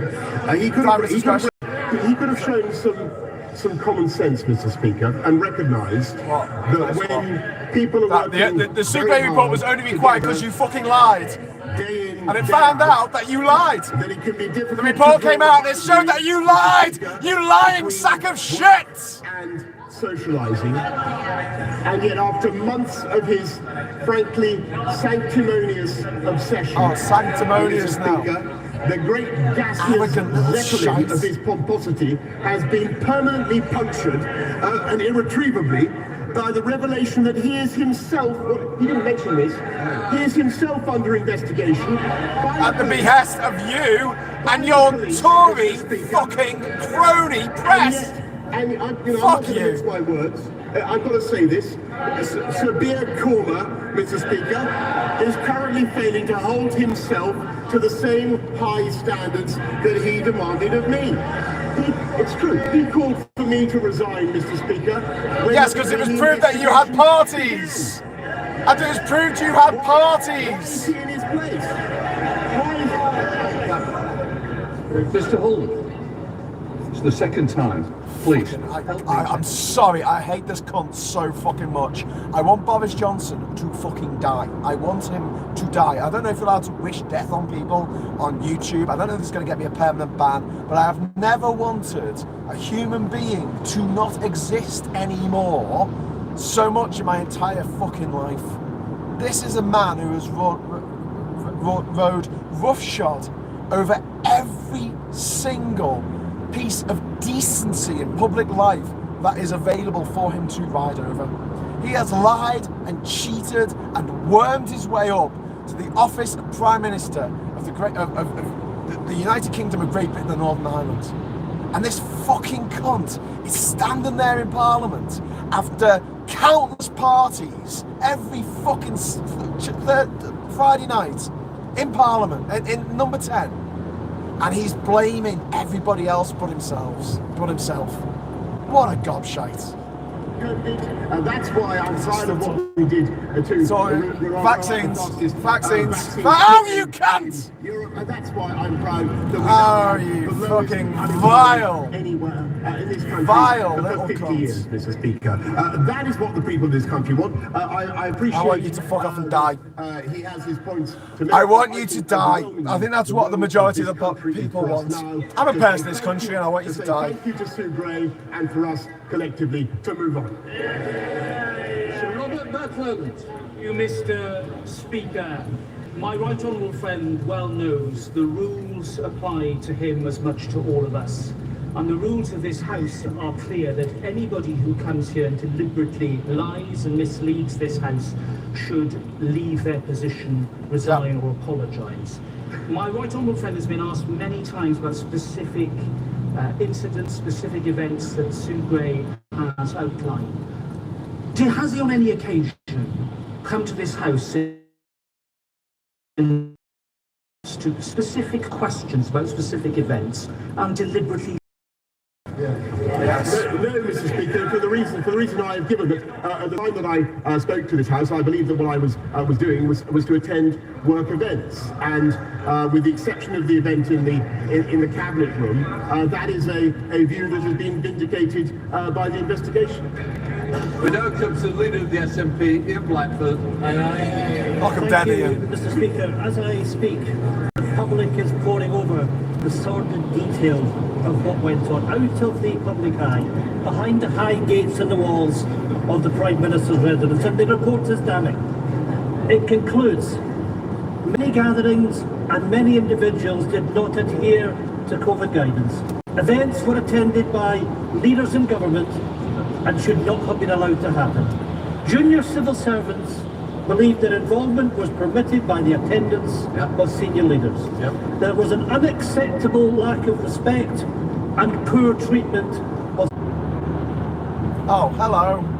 Sorry, I just lost all internet on 2 different phones. Sorry about that. So I didn't get to hear what Ian Blackford had to say. Take full responsibility for what happened, and full responsibility. And that is why we've taken the steps that we have to reform and improve the way. Didn't know he was at a party. At a party. We are humbled by what has happened, and we have changed. Peter Bell. Thank you, Mr. Speaker. Since I've been elected to this House, I've been running a campaign called Listening to William Rushton. And you may recall on one occasion that group asked me to present a letter of PMQ calling for a previous Prime Minister to resign.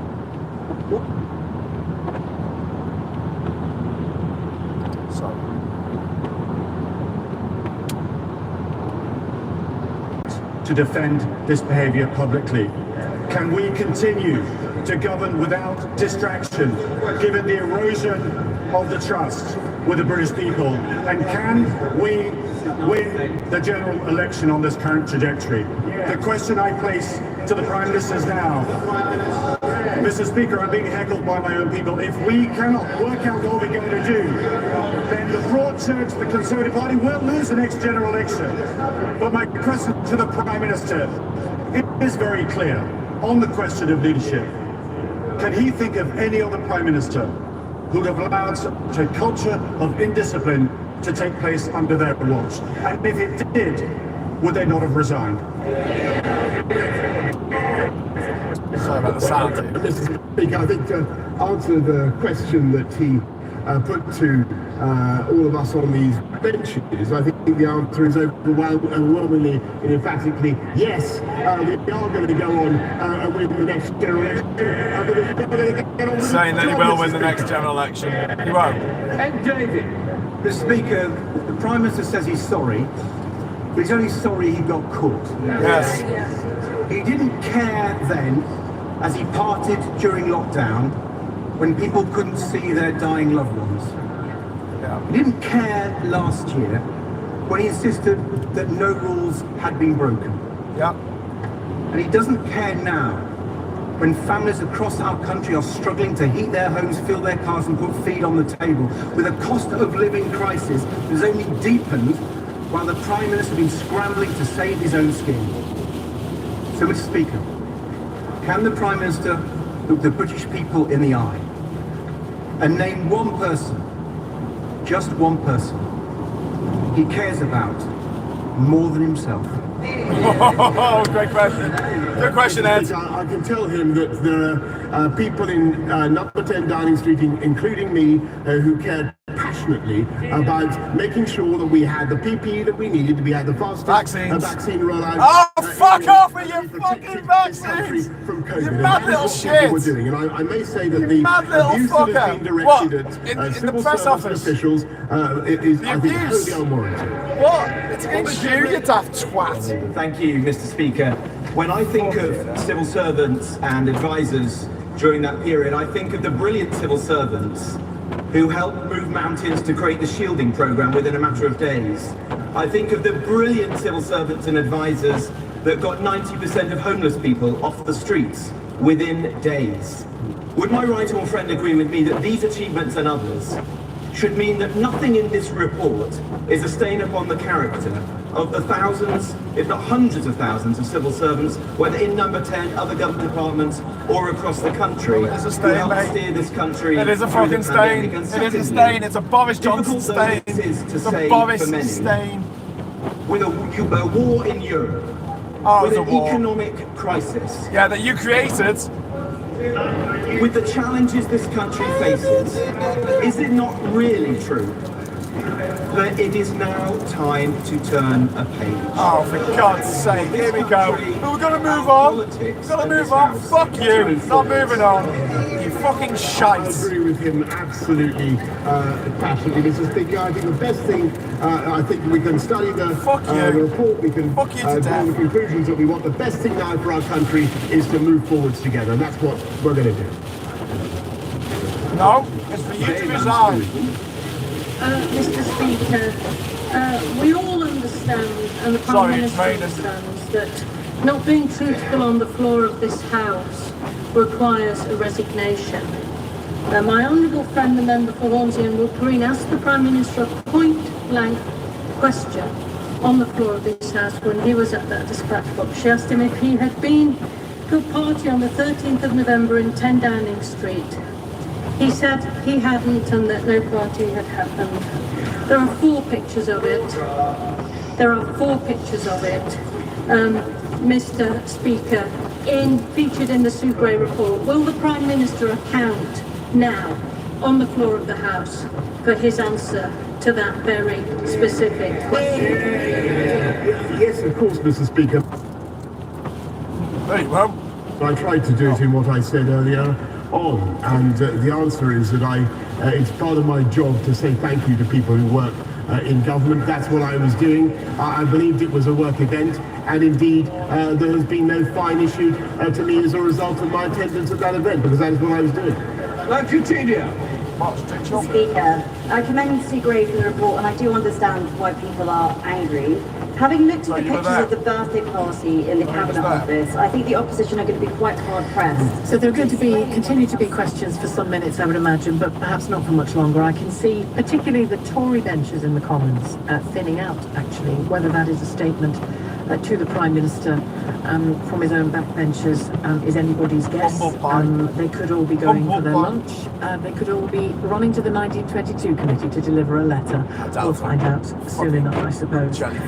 But the nuts and bolts of the Sue Gray report, the very worst of it, I suppose, amounts to an embarrassing litany of events and behaviour that the Prime Minister has said he'll take full responsibility for. He takes full responsibility for what happened on his watch, as he put it.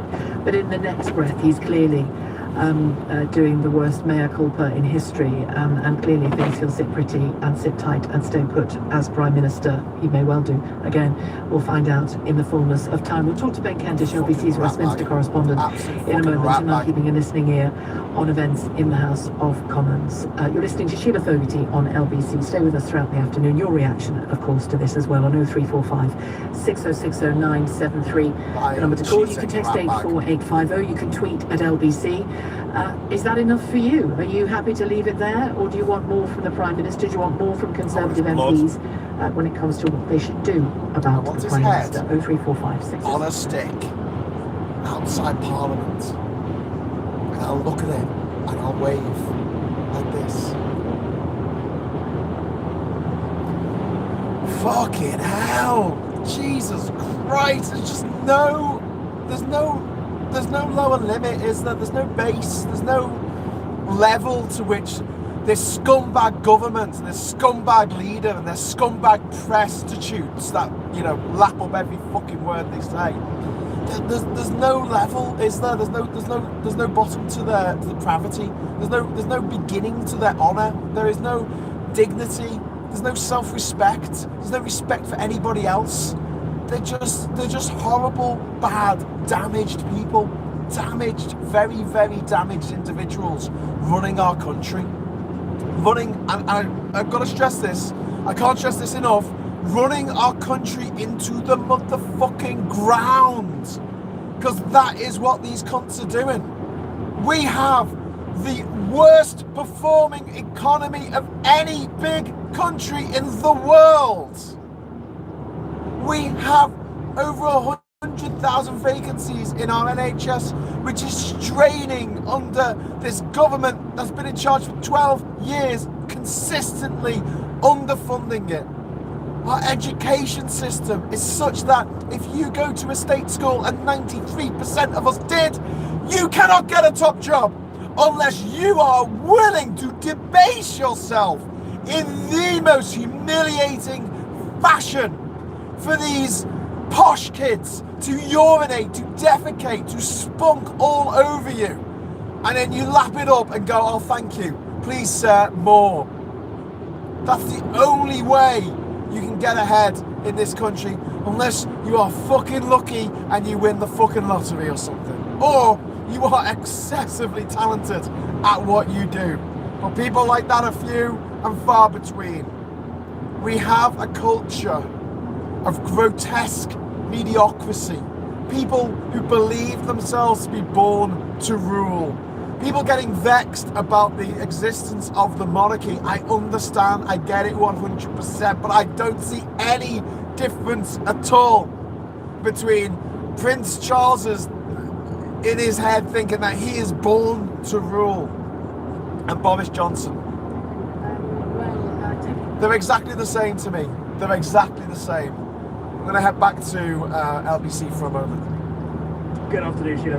Big day here in Westminster. If there's any noise you can hear around me, it's the collective and almighty sigh of relief that's been breathed by people across government and Number 10 this afternoon. For weeks, this report has been talked about as the report that could topple a Prime Minister, that will contain language so eviscerating about his leadership and the culture at the heart of his government that his MPs would have no choice but to get rid of him. It was feared by those in Number 10 that Sue Gray may end up sealing the Prime Minister's fate in a way that the Met Police investigation did not. Well, Sheila, as we stand here this afternoon, none of that has happened. The report is damning, but it is, to use the quote phrase of one Tory MP to me in the last few minutes, not someone who's supportive of Boris Johnson, being seen by Conservative MPs as a damp squib. Now, that's not to say there's information in there that is particularly damning about the Prime Minister and the culture that was allowed to develop in Number 10. Sue Gray says this: the events that I investigated were attended by leaders in government.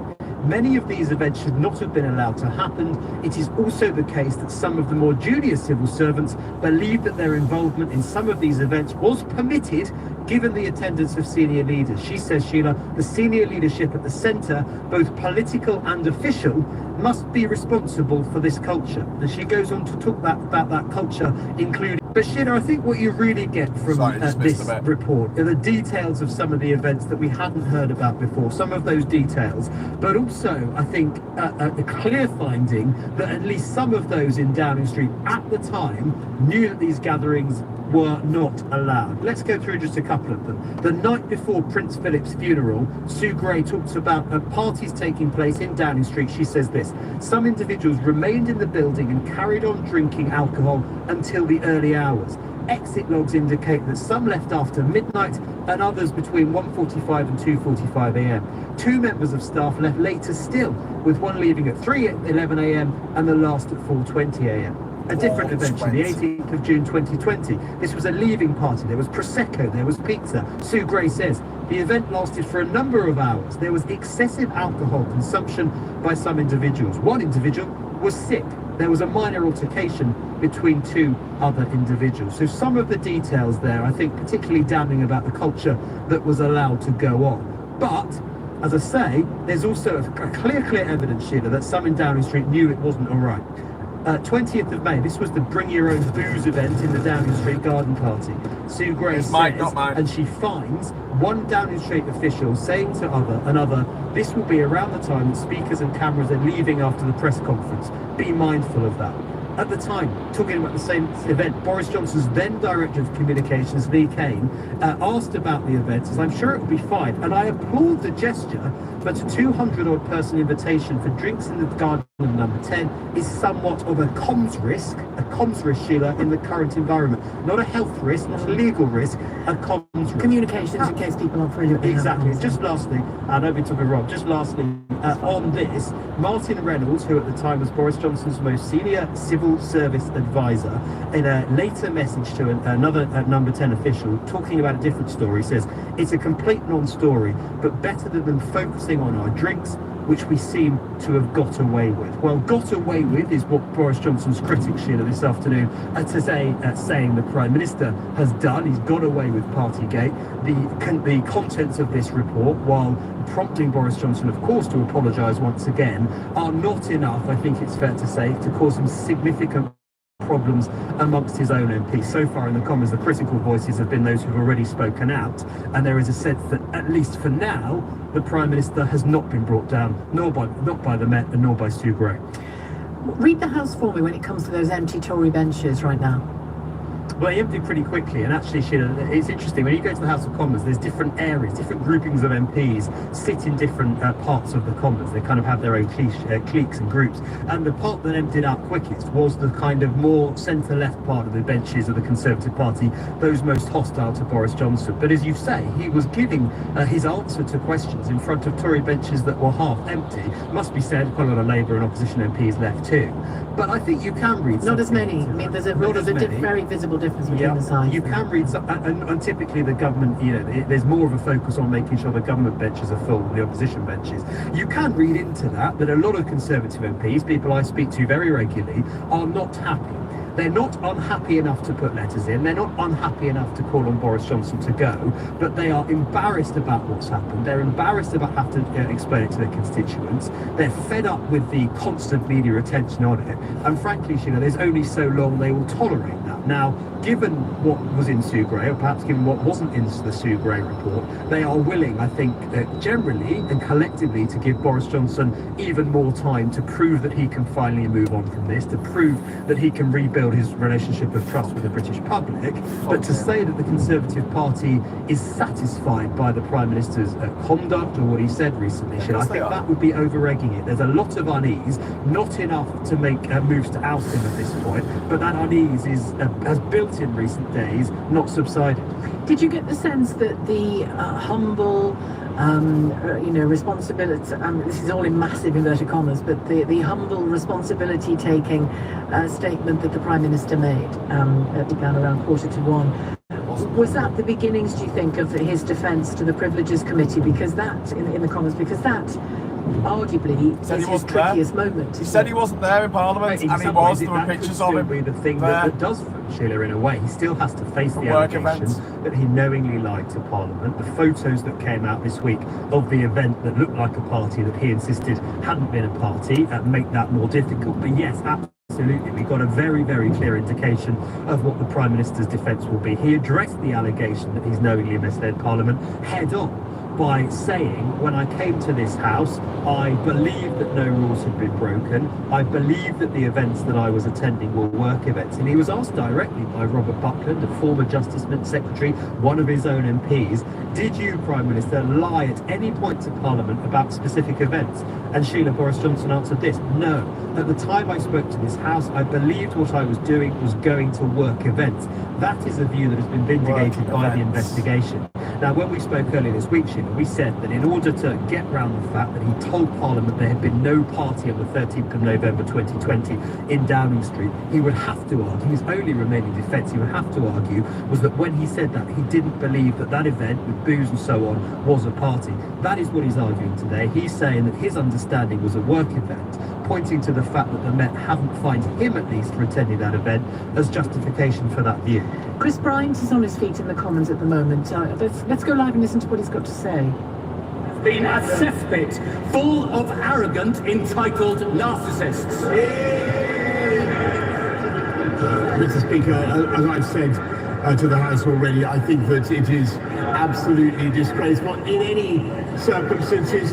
To be rude to people who are helping you, and rude to staff, rude to custodians, it's intolerable, and I will make sure that those who are guilty of it apologise. The Prime Minister referring there, Ben, to the evidence that was heard that one custodian, so the security guards at number 10, was shaking his head, was urging people to end these events because he could see clearly they weren't within the rules, and he was laughed at. He was laughed out of the room basically by staff in number 10.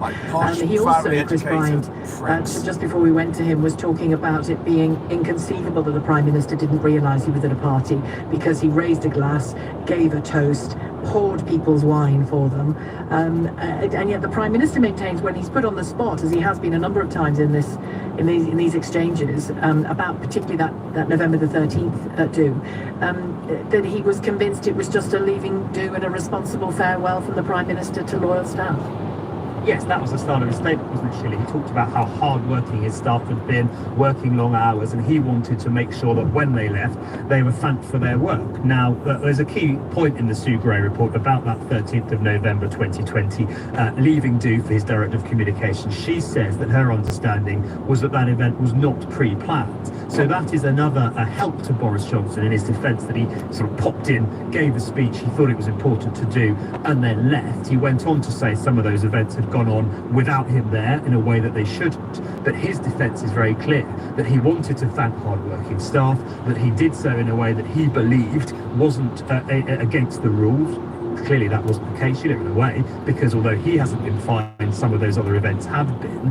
But on the other hand, he can legitimately say, look, if you think that was a party and you think that was an unlawful gathering, then you've got to explain why the Met Police concluded that I'd done nothing wrong, or at least nothing worthy of a fixed penalty notice, by attending it. And that is, of what course, a fucking stitch up!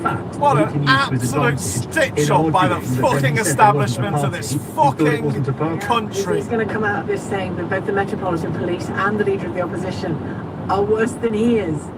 Well, it's interesting you say that, because I was looking at Conservative MPs when he made a jibe about Keir Starmer and Beergate. He called him Sir Beer Cormer. Some Tory MPs laughed a lot. They enjoyed it a lot. There was quite a few others who were staying pretty stony faced. There's no time for jokes. They want humility. The Prime Minister said he felt humility, but that sort of dig, that sort of jibe and joke, frankly, it didn't go well with down well with everyone in his party. They want to see that he gets this, that he's willing to take responsibility and knows how to They're all fucking animals who care about money, and that's it. When he speaks to them about 5 o'clock this afternoon, Sheila. But as we've said all along, they are not in the mood at this point to oust the Prime Minister. I think there's very little Sue Gray would have said that would have changed that. What could change that in time is what the public make of this, whether the public are willing to move on and forgive him, or whether the damage that's undeniably done is irreversible. Are we expecting a press conference as well sometime this afternoon? Yes, 3:30 this afternoon. Okay. Oh, just like the old days, Ben. Thank you very much. Getting indeed. flashbacks. Yeah, getting flashbacks, yeah. Ben Kentish, LBC's Westminster editor. So look, I very much want to hear from you on this. What gets me more than anything, and I know many MPs have made this point themselves just today and on other days as well, is, you read now that litany of events and the descriptions from Sue Gray. Vomit, wine up the walls, a fight in one instance, paper and books and empty bottles all over the place, cleaners having to clean up all of that afterwards, security guards in number 10 being laughed out of the room when they expressed serious concern about what was going on in some of those rooms. And this happening, coppers everywhere, and this happening while people died alone in locked rooms that nobody else was allowed to go into other than hospital staff. Dead people, lay in coffins in empty rooms, no relatives shedding a tear in the same room to mourn them, barely being able to go to their funerals, and relatives still, because you tell me, still broken with this, broken with rage, broken with guilt about the doors you didn't push, the corners that you didn't cut, because you were taking the health of your fellow citizens as seriously as the Prime Minister asked you to, plain and simple. So when Boris Johnson says in the House of Commons, as he just has, he is humbled. He didn't use the word shame. I think he should be ashamed from the top of his blonde head to his fingernail. Toenails. He should be ashamed. All of them should be ashamed. Every one of them took part in it. I include the junior civil servants. Men and women stuff every day. They knew. You knew, I knew, they knew. So when Boris Johnson says, I take full responsibility, I am humbled, what should that amount to? Clearly he thinks it amounts to saying the words, then carrying on as normal. Yes. What do you say it should amount to? And if you really do think... Should amount to him resigning. I'd quite like him to die, but, you know, short of that, let's get a resignation out the cunt. The number to call, you can text 84850, you can tweet at LBC, it's 133. The Prime Minister says he has learned a lesson following law-breaking in Downing Street, but has asked MPs to move on from the Partygate scandal. The long-awaited report by Sue Gray found senior leadership should bear responsibility for a culture of partying. A woman has been jailed for a minimum of 18 years for the murder of a child she was hoping to adopt. I'm going to go over to the comments. James. I'm going to go over to the comments. Compliance was all NHS patients had to protect them. Basic, selfless public decency mattered. Rules were hated but obeyed because we care about each other. And that glass of wine in PM's hand is being thrown in the face of all of us. How does he reply to that? Mr. Speaker, I wish things could have been handled better, and I wish things had we got things right in number 10 in the way what? that you fucking cunt! You're in again charge. For things that You're got in wrong, charge of the fucking country. Things we got wrong, but we've already changed the way we work. You're in charge of number 10. I really think it's time that the country moved on. When did Chair, the Prime Minister's previously stated that Partygate investigations would be fully complied with. Why the fuck should we move on? Why? I was like finding someone's been guilty of murder and they're saying, oh, you need to move on. You're still talking about that murder? Oh, really? I mean, you know, it was 2 years ago now. Am I really still guilty of that murder? I mean, it was a long time ago. Surely there's all the bad things that go on in the world. You know, there's a war on. And I'll tell you why. Because there's doctors who gave their lives. Their families weren't allowed to attend their funerals. I was on the phone and the trust I work with had to make decisions of leadership to separate people from not being able to see their dying relatives. I was on the phone to somebody whilst they died, begging me to let them see him. That's what leadership is. When those were difficult decisions they had to make. When nurses couldn't go home and had to book into hotels so they didn't spread infections. So if he had an ounce of leadership, he'd resign, so why doesn't he? I refer her to what I've already said. Fucking spineless sack of shit. There's not a single, there's like one Tory MP left on the benches. One the Tory Prime MP. Minister's credibility is like a slow puncher. He reinflates it occasionally, but isn't the truth? His party needs a new front wheel. Mr. Speaker, I think they really need to ask a new question. Okay, to work. I have to say, I'm absolutely appalled by the behaviour of some members of this chamber today. The refusal to accept responsibility, the cheering and saying, let's move on. Well, can I tell you, Prime Minister, there's a young man in Blackburn who can't move on. Because due to a wart on his head, rather than an appointment with a doctor, he was asked to send in a picture. 3 months later, he was actually told it's stage 4 cancer.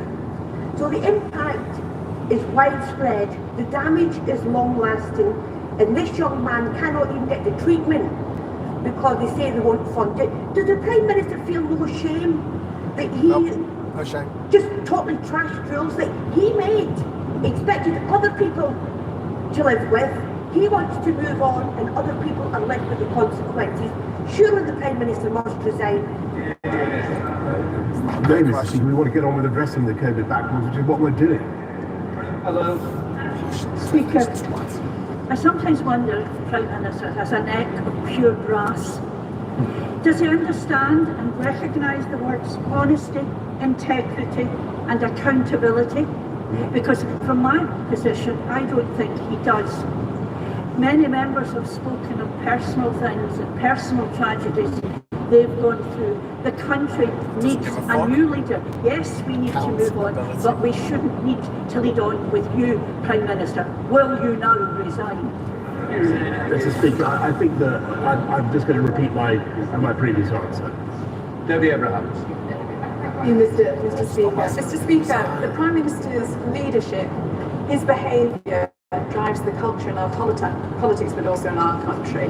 And it also gives licence to others in a similar matter. So if he is Sorry, lost the feed, guys. in his apology, and he's not, will he firstly ensure that the ministerial and members' codes have the Nolan principles incorporated into them and put them on the statute? And secondly, will he condemn those old and conservative candidates who delivered toxic, racist, misogynistic leaflets during the recent local elections? His chairman has details of that. Sorry, getting a bit of patchy reception here from the House of Parliament. I'd be very happy to look at those details if she'll send them to me. Carol Bollard. Right, let's pick stuff the done, Jarvis. Certainly, that's the motto of the Royal Military Academy Sandhurst, and everybody serving in our armed forces knows that if the commanding officer of a unit had presided over the kind of shambles we'd seen in Downing Street, they would be discharged of their duties. Why is it different from the Prime Minister? Good question. Is he referring to the vaccine programme, the PPE securing, or the fact that we came out of COVID faster than any other European country? Adam Kesar. Thank you, Mr. Speaker. A comment that sickens me from the UK report was, and I quote, "I was made aware of multiple examples of a lack of respect and poor treatment of security and cleaning staff. The Prime Minister has made a public apology at the dispatch box, but when will he personally apologise to those hard-working cleaning staff who risked every day to ensure that everyone was kept safe?" I thank you very much, and just to repeat what I said both earlier on and to the honourable ladies can't be asked. opposite. Whatever. Can't be asked. You just literally can't be asked. It's like, I can't be asked asking that question. I already answered it. What a piece of shit. I'm going to be humble. So they say, well, what about this thing you've done? Because what about all the great things you've done? 510 photos, including the one on page 38 onwards, of him raising a toast when he should be toast. And as a result of this, 126 fines, mostly to 83 junior staffers, while all the while, the police were routinely fining people greater amounts than his 50 quid for far lesser offences. He paid his, Doesn't this all point to a conclusion he paid that his 50 quid? not everyone is as equal under the law as each other these days? I think that there's a criticism of the Metropolitan Police contained in what she's just said, which I don't agree with. Current. The problem with this report, Mr. Speaker, is the dates outlined so clearly reopen many of our wounds. But I'm going to ask the Prime Minister a question that has been asked earlier that he didn't answer from the member for Newcastle Underline. When he met with Sue Gray recently this week, did he ask her not to publish this report? No, Mr. Speaker, and what I can tell the honourable lady is that this is a wholly independent report, and the judgments contained in it are a matter for Sue Gray. I'm grateful. Fucking works for you, you absolute fucking sack of turds.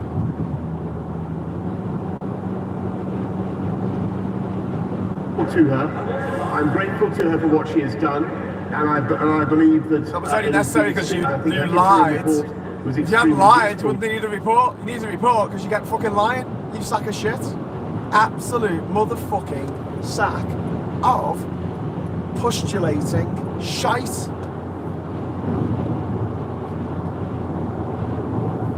Funeral.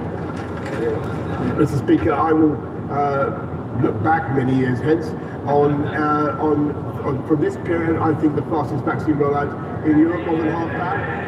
Being the first country anywhere in the world, Mr. Speaker, to put an approved vaccine in anybody's arms. It's got nothing to do with it, mate. It's got nothing to do with it. It's got nothing to do with it. Than any other European country. Literally, the achievements of our scientists have got nothing to do with you and your cronies getting pissed up every night in your fucking house when no one else is allowed to.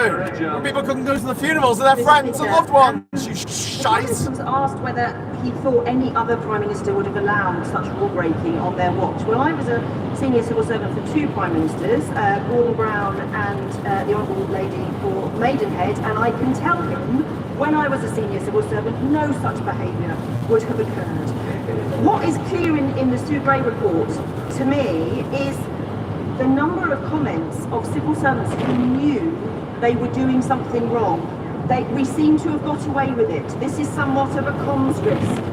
People shouldn't be walking around waving bottles of wine in front of cameras, and it goes on. They knew they were doing something wrong. Did the Prime Minister, at any stage, at any of these events he was at, think he was doing something wrong? No, well, I've tried to be clear with the House about that. And by the way, she talks about serving previous Prime Minister. I thank her for her service, but I want to assure I've never thrown a stapler at anybody, or an ashtray.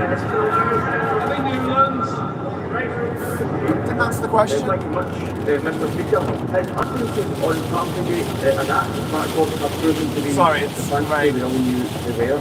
However, Clapton resigned. Somebody was joking about a party. She's more intelligent and a lot finder than the Prime Minister Stella Cope of possession. This skeleton of Prime Minister's house, without fame, without credibility, without any hope of ever winning another election. So does he agree that he will sacrifice anyone or any institution, including his own party, to try and get his ever-looking grip on power? Mr. Speaker, I know why they want to remove me from office, because we're going to get on a win the next election. Maybe the Prime Minister's any of these questions. Again, if no rules were broken, what on earth did Martin Reynolds mean when he said we got away with it? Referring, of course, to the Bring Your Own Booze party on the 20th of May. What did he mean? We got away with it. I can't give an exegesis of what's in the report. She can read the report for herself. I haven't yet. Very much, Mr. Speaker. When the Prime Minister says he's sorry, we know he's sorry for getting in court.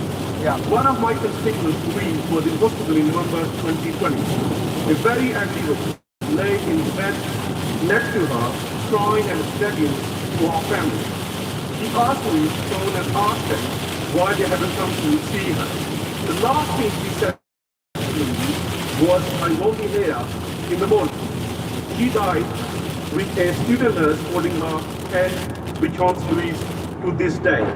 Does the Prime Minister agree with Louise when she says he's a liar and must resign? I have every sympathy for Louise and all those who have suffered, but no, I was speaking for the reason I don't all your lines, sack of shit. You don't care about anyone but yourself. The Prime Minister has presided over a culture of lawbreaking, entitlement and privilege in Downing Street. He cannot credibly plead ignorance on that point.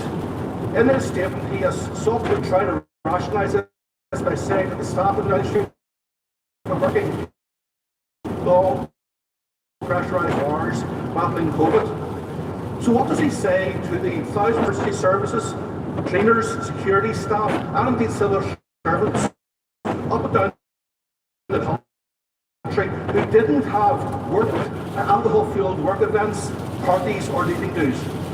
Mr. Speaker, I simply say to them what I've said since the pandemic began, which is I thank them from the bottom of my heart. Stephen Case. I previously asked the Prime Minister I thank them for making a sacrifice that I wasn't prepared to make. He declined because of the police investigation. Is there any conceivable reason, Mr. Speaker, why the full publicly funded catalogue of these incidents should not now be released so that the public can see and judge for themselves? Yes. 300 pictures. Mr. Speaker, what I can tell him is that, to the best of my knowledge, I think all the evidence has been seen by Sue Gray and by the Metropolitan Police. There may be issues about what else can be released more generally, but he has, I believe, a representative. The public has, I think, a representative sample of the images. Hey, Callum. There are 5 times in a 5-page report the Prime Minister indicates that he takes responsibility. But in actual fact, he hasn't, not once. During the pandemic, all MPs asked our constituents to adhere to the guidelines. Oh, lost signal, I'm afraid, old chap. Protect themselves, their family, their friends, their colleagues, and the wider community. Prime Minister, with the benefit of hindsight, do you believe you set a good example, one that you can look back with pride? Mr. Speaker, where I fell short and where we fell short, I apologise. Thank all colleagues who asked their constituents to follow the guidelines, and I think actually, yes, the government can be very proud of a lot of what we delivered during COVID. Dr. Caroline Johnson. Thank you, Mr. Speaker. 170,000 people dead. And looking through this report, it's clear to me that the Prime Minister did break the rules on one occasion when he was surprised by a birthday greeting between meetings in the Cabinet room. This is a rule breach, clear rule breach, but one for which he has apologised, and I accept his apology. It is also clear from this report that there was other examples which he was not present at, in which he did not break the rules out, but which others did, that occurred repeatedly during the period of the lockdown. So I'd like to ask the Prime Minister, what has he learned from this, and how did the changes that he's put in place at number 10 make sure that such... Thank you very much, and I think that Oh God, I hate you, you syphilitic honey monster! I think the lines of command and responsibility in number 10 useless sack are now of much shit. sharper, thanks to the installation of a new second permanent secretary with direct responsibility for everybody. To have a party every Friday for the press office is not working so hard, making up bullshit. Partying until the small hours on a regular basis at Downing Street paints an awful picture to everybody else who has followed the rules. But I want to ask you specifically about the gathering in his flat on the 30th of November 2020, which, contrary to what he said today, hasn't been fully investigated by Sue Gray. Can you confirm, for the record, that everyone who was there that evening was working and there was no alcohol, no music or anything else that people might reasonably conclude constituted a party? I'm grateful to him, and I think I answered this already. I've got nothing to add to what Sue Gray says in her report on what the Metropolitan Police... Yeah, they said you broke the law. They said you broke the law, and therefore you should resign. That's literally what was said in the report, both of them. You broke the found in their investigation. law that you created, Boris Johnson. I know that the Prime Minister would love for these incidents to be swept under the carpet and for us all to forget about it. But the Panorama documentary and this Sue Gray report shows that Graham's phone doesn't work very well. At 4 p.m, an open bar and excessive drinking. This is a way in which he appreciated his staff, and the Sue Gray report states the excessive consumption of alcohol is not appropriate in a professional workplace at any time. To take responsibility is to resign. The Prime Minister has said he's not going to do this. Can he say what he's doing now to appreciate his staff and officials at number 10? I think what we're already doing, Mr. Speaker, is sharpening up the management of number 10, making it easier for staff to complain, to voice their anxieties.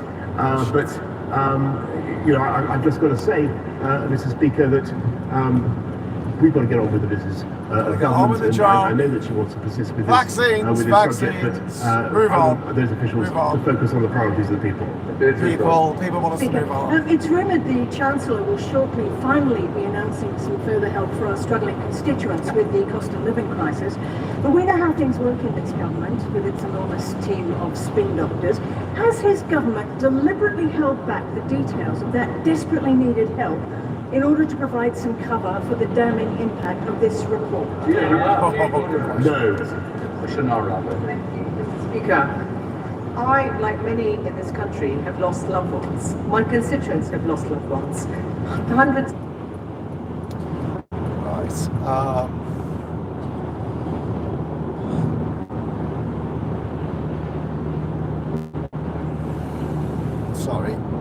technical problem. There's thousands of. Need to plug in. I'm going to go back to Sheila Fogarty for a moment. To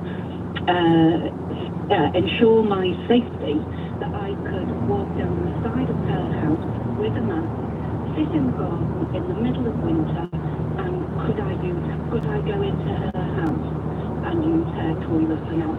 That's how seriously we took it. To listen to him today is absolute. I can't tell you how appalling it is, you know. And the test in employer relations, which is different to criminal court, is what it is reasonable to believe. And I don't know what the test is in Parliament, but it's absolutely not reasonable to believe that he didn't know when he answered that question in Parliament, when the Labour MP put that question to him.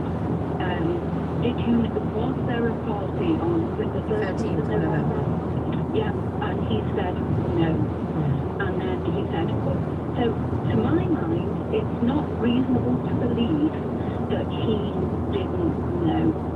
And in any other walk of life, anything that in my professional career that I've ever had any dealings with, he should go. I mean, the closest I can come to of a comparable situation. I've been racking my brain trying to think of anything in my own life during lockdown that I can compare this to. And because I was on the radio every day urging people to follow the rules, you know, and when people were, as we were all tiring of the rules, you know, and God, we tired of them, didn't we? But still, you know, and I would have discussions with people about why, just, you know, even if you've got queries about whether the science around masks works, you know what, it's an airborne disease, should we not breathe and sneeze on people? Just put a mask on when you go to a crowded place. It won't kill you, it's not the end of the world, you know, just do it. You know, we don't need, you know, to have a big row about this. That was my idea. So anyways, I've had all kinds of conversations about why it was important to follow the rules, you know, and try and keep it simple, just, you know, avoid contact people, all the rest of it. If while I was saying that to my mother's house once a week, into her garden or her living room for parties, and just not telling anyone.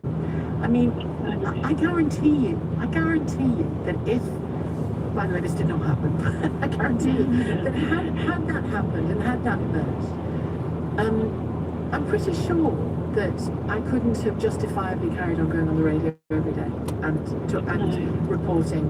And it's not just reporting what we do, is it? It's conversations with people, and you know, and just having conversations with people about what they should and shouldn't be doing during lockdown. I would have lost all moral authority to do so. And he, Boris Johnson, the Prime Minister, the leader of the Conservative and Unionist Party, on this has lost all moral authority. Absolutely. And during that period, you know, not to put too fine a point on it, my life was potentially at risk, and yet I stuck to the rules. And you were alone, were you, Deborah? I was alone. I'm a widow, and I live on my own.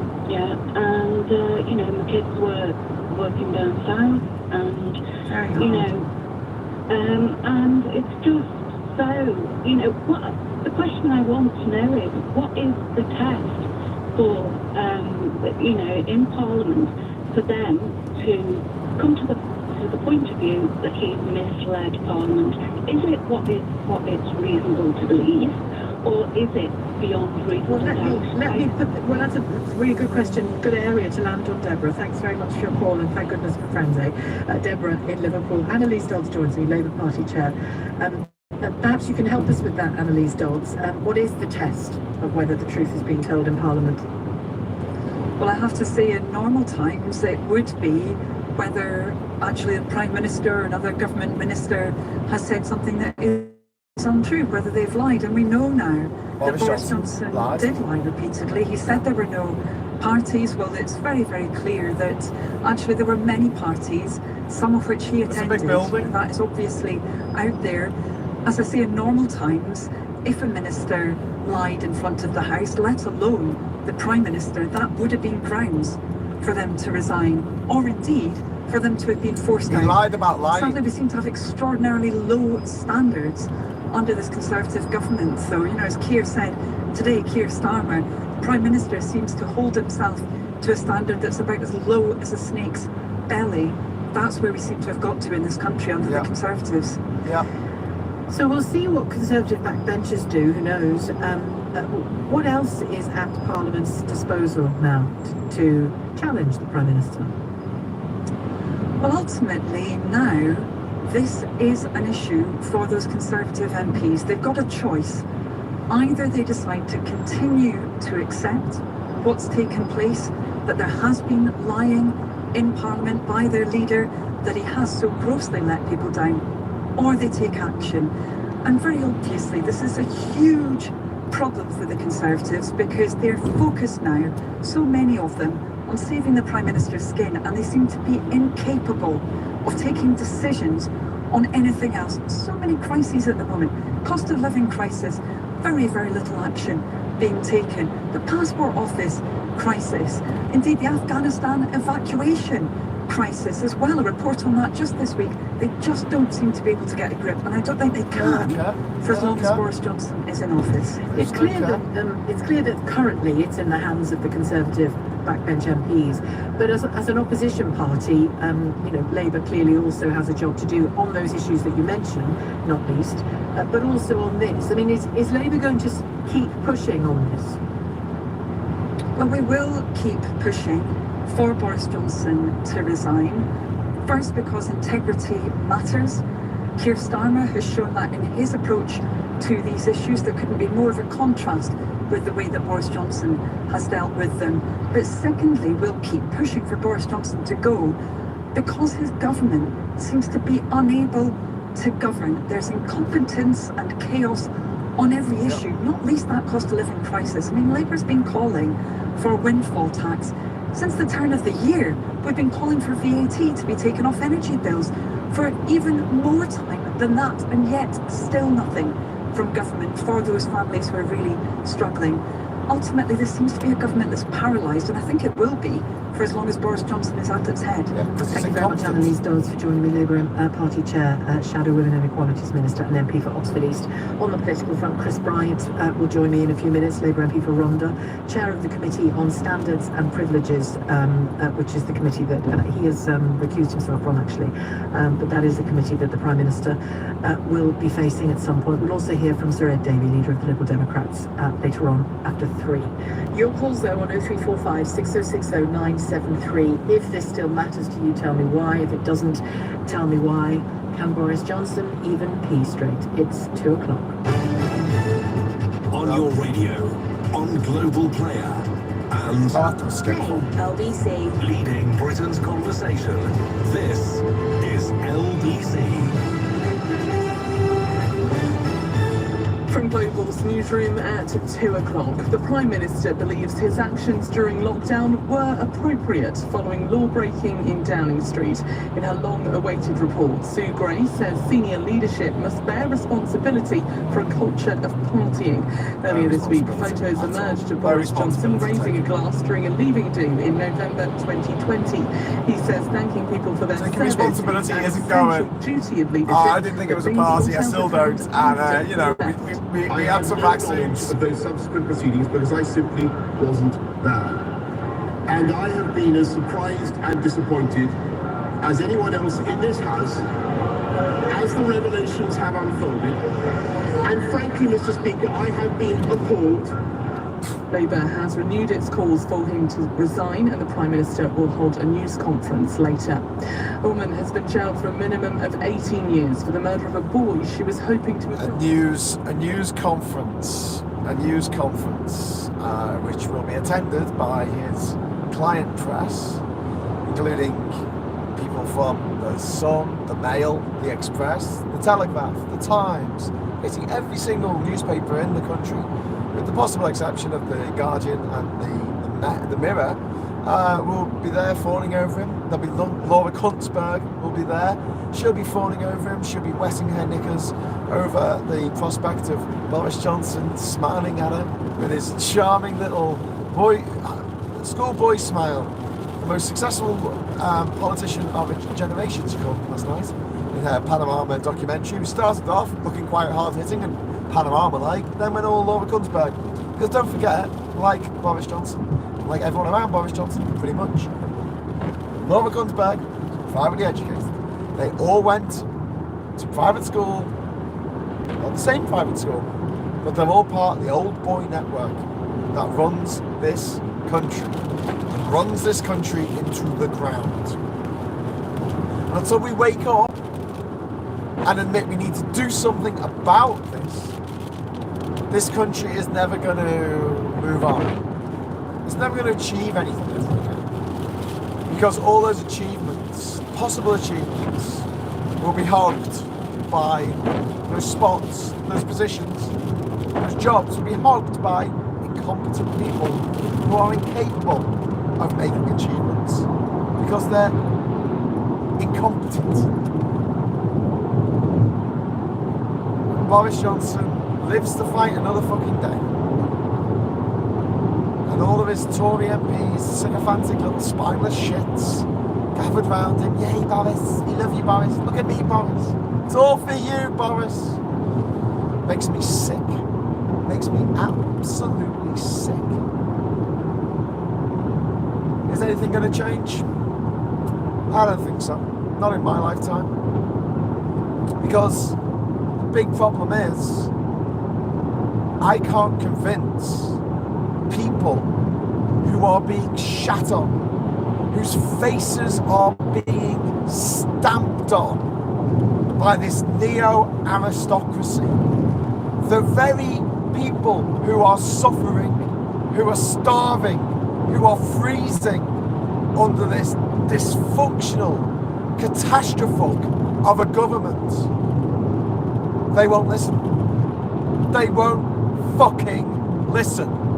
Because I have a regional accent and I went to a state school. And therefore, I inherently don't know what I'm talking about.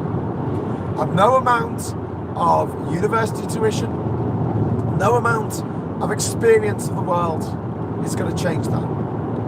The fact remains, the sad, salient fact remains, that we have an entrenched class system in this country, and the vast majority of the people whose faces are being stamped on every day fucking love it.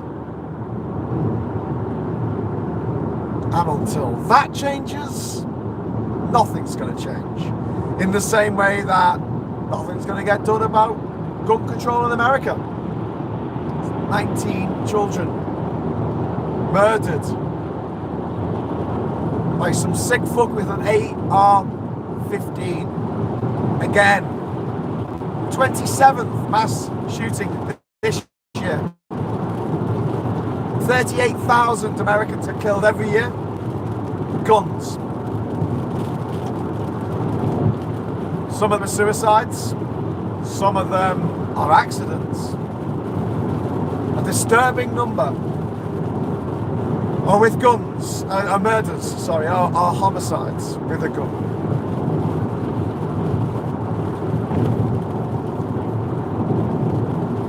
And these dickheads, they say, oh, but we love our gun. In the same way that British people love their class system. I don't care how many people suffer, die, for them to have the thing they love the most. I read an interesting piece on Twitter the other day. And it was about how a guy's grandfather was trying to park his car. He was 84 years old and he couldn't get his head around how to park his car and pay for the parking because he had money. The parking machine only allowed credit cards, debit cards, or you had to download an app. And people of that age can't really sometimes have the ability to do either of those things. And when you look at Brexit, when you look at the state of this country today, you can only conclude that it's a flight from complexity, a crime of passion. The idea that the older generation, and not everyone in the older generation, but a fucking lot of them, want to return to the simplicity of their childhoods. And they will do so at the sacrifice of the future of the nation's children. These people want to live in the past. They want to live in the past because the modern age, with its internet and its drill music and its parking meters that require an app to be downloaded, freaks the living shit out of them. And instead of thinking, okay, this is scary, it's a new thing, I either have to deal with it or just adjust myself, just the way I live, in order to get on, or ask for help, heaven forfend. Instead of that, you are seeing people sacrificing the future of the youth in order to make themselves feel better about themselves, feel better about their inability to deal with modern life, to feel better about their racism, to feel better about the fact that 90% of Britain's wealth is held by the boomers, by the baby boomers. 90%. 1 in 5 pensioners is a millionaire. 1 in 5 pensioners is in poverty. That's insane. That is just wrong. It's wrong on every conceivable level.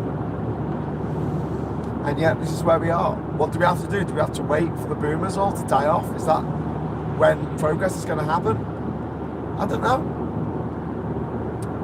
Even then, you've got some young people who think that this Tory government's worthy of anything. I don't know what's going to happen over the next couple of years, but I'd really prefer not to be in this country, to be honest with you. It's my family and my friends that keep me here. All things being equal, I would have left here a long time ago. We can't go on like this. We can't go on deluding ourselves that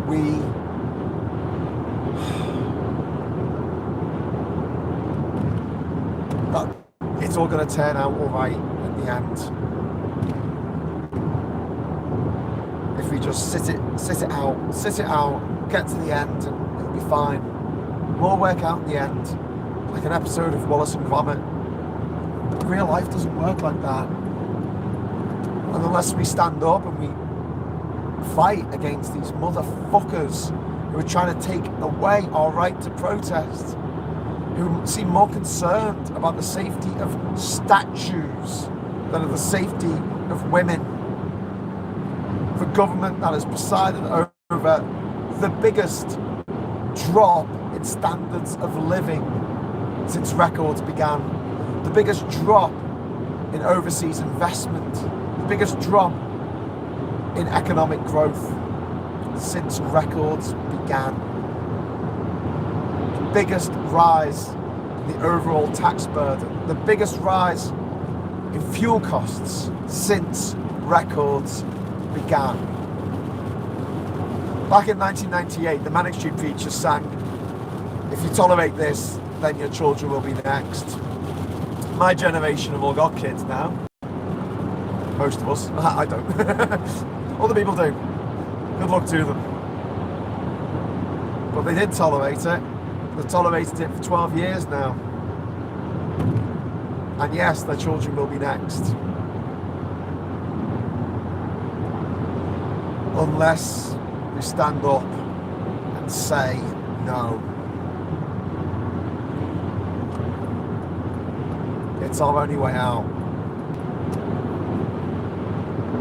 Whether that in entails massive demonstrations. Perhaps what happened over the poll tax, whether that's a general strike. But while these cunts remain in power, and while their cunty friends remain in charge of the news organs that are read by older people, don't forget, hardly anyone under the age of 40 reads a paper, that we cannot progress as a nation. We just can't. And I find it sad. I find it really, really sad. I'm going to have to pull over in a bit because I'm running out of fuel. And I've been driving for 3 hours. So I'll probably take a break. And there's also been a crash on the M1 with a 1 hour delay. So I'm quite hard to get off before then. Not off the motorway. Get myself a coffee before pressing on to Kieran's place.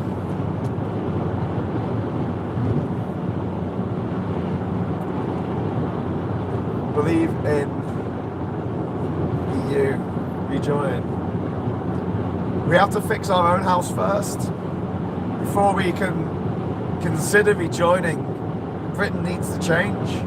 Actually, England needs to change.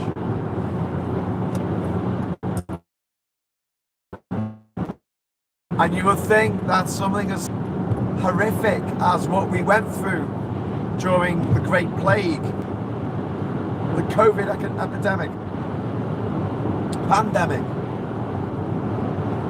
in which over 170,000 Brits died. They died because mostly of the incompetence of this government, their dithering and the delay, the fact that they wouldn't just make a decision when tough decisions needed to be made. Probably because Boris Johnson was too pissed or too hungover to make a decision. Too busy worrying about what his press department was doing. His press department, like that's anywhere near as critical to the work, to the nation, as the work of the doctors and nurses that saw us through the pandemic, the healthcare professionals. Our democracy is under threat like never before. It's not just our right to protest. They want to bring in ID cards.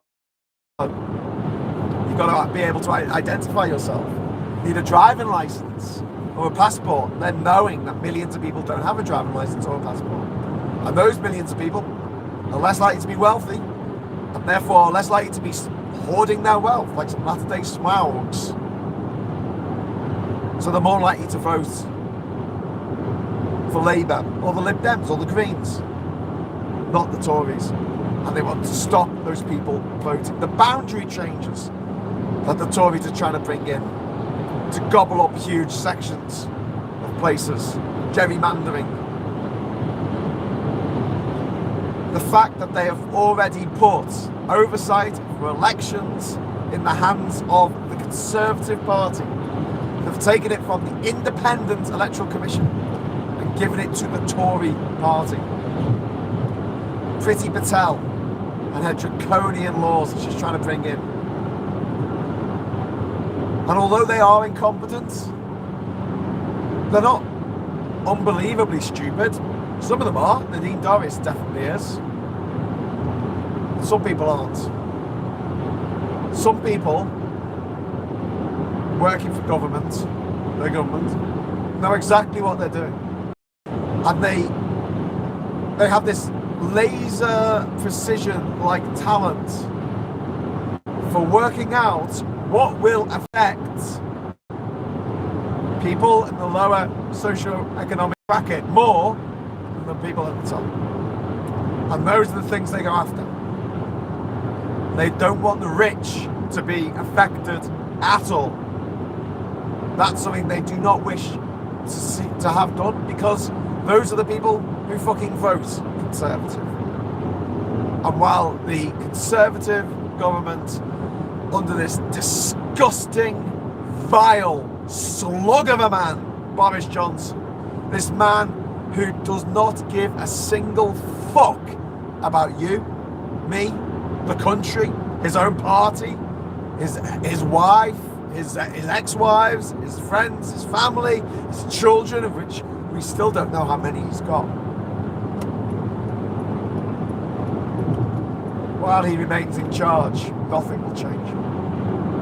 Nothing will change for the better, I should say. Many, many things will change for the worse. I guarantee it.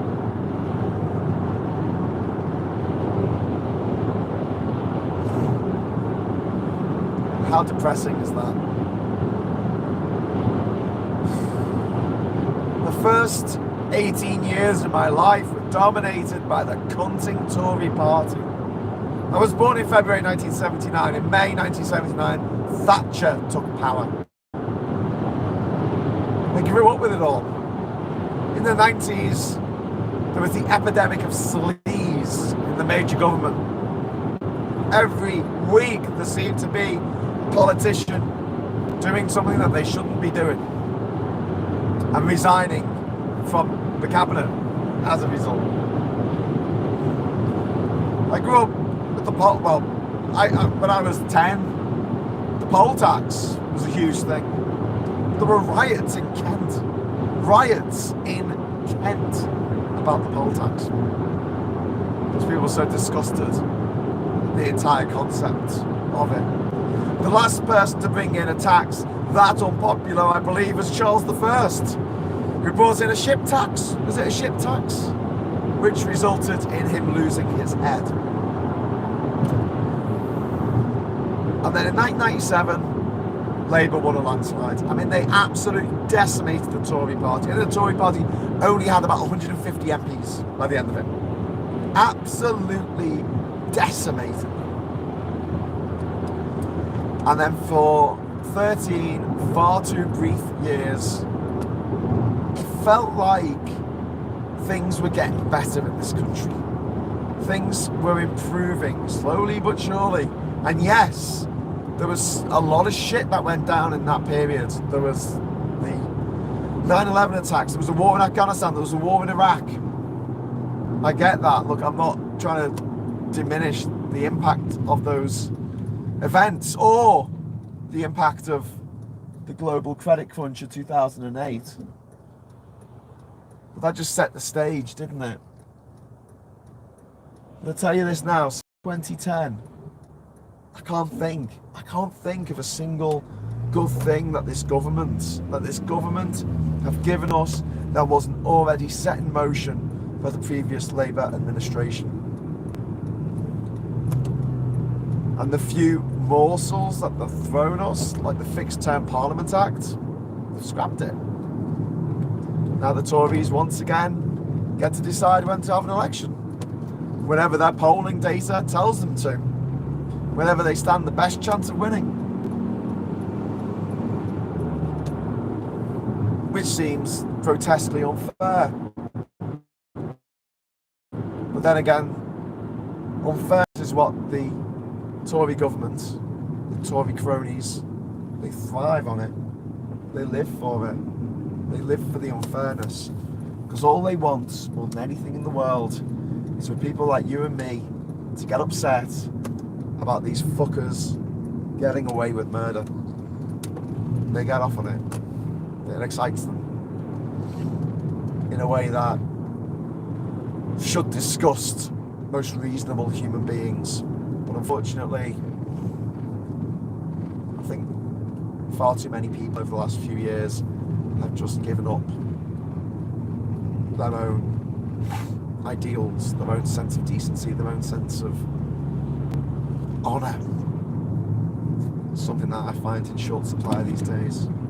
So many people, all they want in life is to be a stan. Someone who's obsessed with some politician or some celebrity or other. It's embarrassing, you know.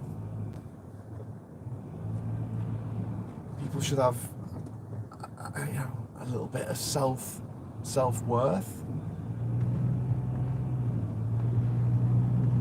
And they should look at these people who are not making their lives better and are actively making other people's lives demonstrably worse, and tell them to go fuck themselves to death, which is what I wish someone would get Boris Johnson to do. I fucking hate the man. And maybe this will cost me my YouTube channel, because you know, you're not supposed to wish death on people, are you? But oh my god, when that fucker dies, and the irony being, like Trumpy, he only does all this stuff because he wants to be rich. You know, he wants to be famous. He wants to be loved. Shit. Go in here. He only does it because he wants to be loved. He wants to be liked. He wants people to give him the thumbs up.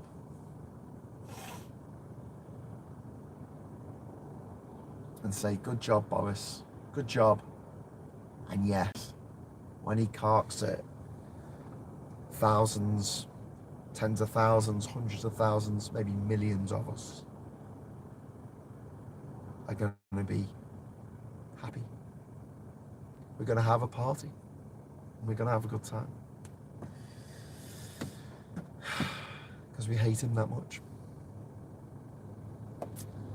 Anyway, right, well, I've pulled into the petrol station. There's a queue.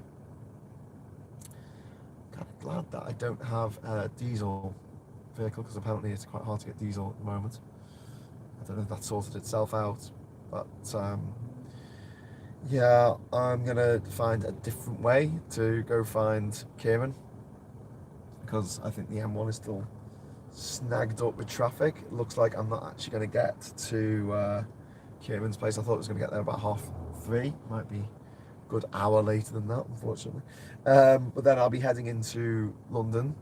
I was hoping to get into London about, like, I don't know, 4:30 or something. That was a bit optimistic. Might be more like 6:30. And then I'll have a little bit of time to head down to Parliament, head down to 10 Downing Street, say hello to Steve Bray.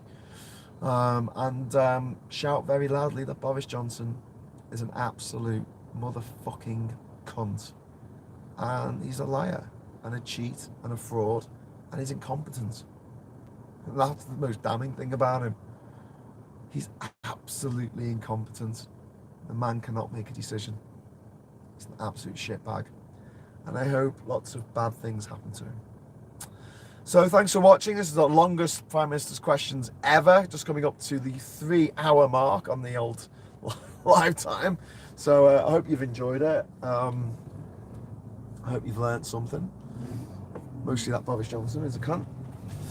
Do you know what's really annoying? There's a space in front of this car, and if he hadn't parked like a twat, I could have just gone to the forward.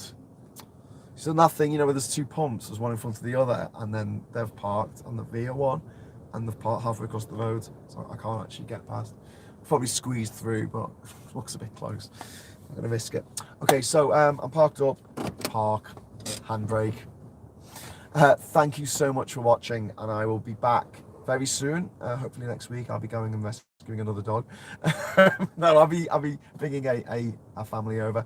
By the way, in order to do this today, I had to spend £10 on credit for my other phone, so I could actually do this broadcast. So if someone wants to throw £10 into the super chat, I'd really appreciate it, because I had to pay that in order to do this broadcast today.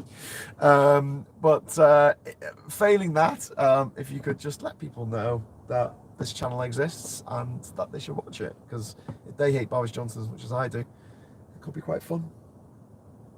Okay, well, that's it for this week, I think. I don't think I'm going to be doing another broadcast. I might do a quick live video with the gang outside Parliament, if they're there protesting, which I think they will be today. So until next time, I'll see you then. Oh, Phil, thank you so much for the £10. Thank you. I will put that towards my mobile phone bill. So I could actually have the radio on one phone and you on the other, because I couldn't have the radio app on the same phone as. And yes, I could have made a mobile hotspot, but I figured that would be difficult because of the bandwidth, using up too much bandwidth while I'm traveling, because obviously I'm uploading stuff here, me, and I didn't want to be also using the same phone, the same internet for my map to show where I'm going, and also the radio. Right, okay, yes, this guy's moving. This guy is moving. Drive time. Woof! Call him a cunt for me. I will do, Phil. I will do. All right, take care, everyone. And until next time, I will bid you adieu. Say hello, good evening, welcome, and goodbye. Bob, I can touch my phone. Yay!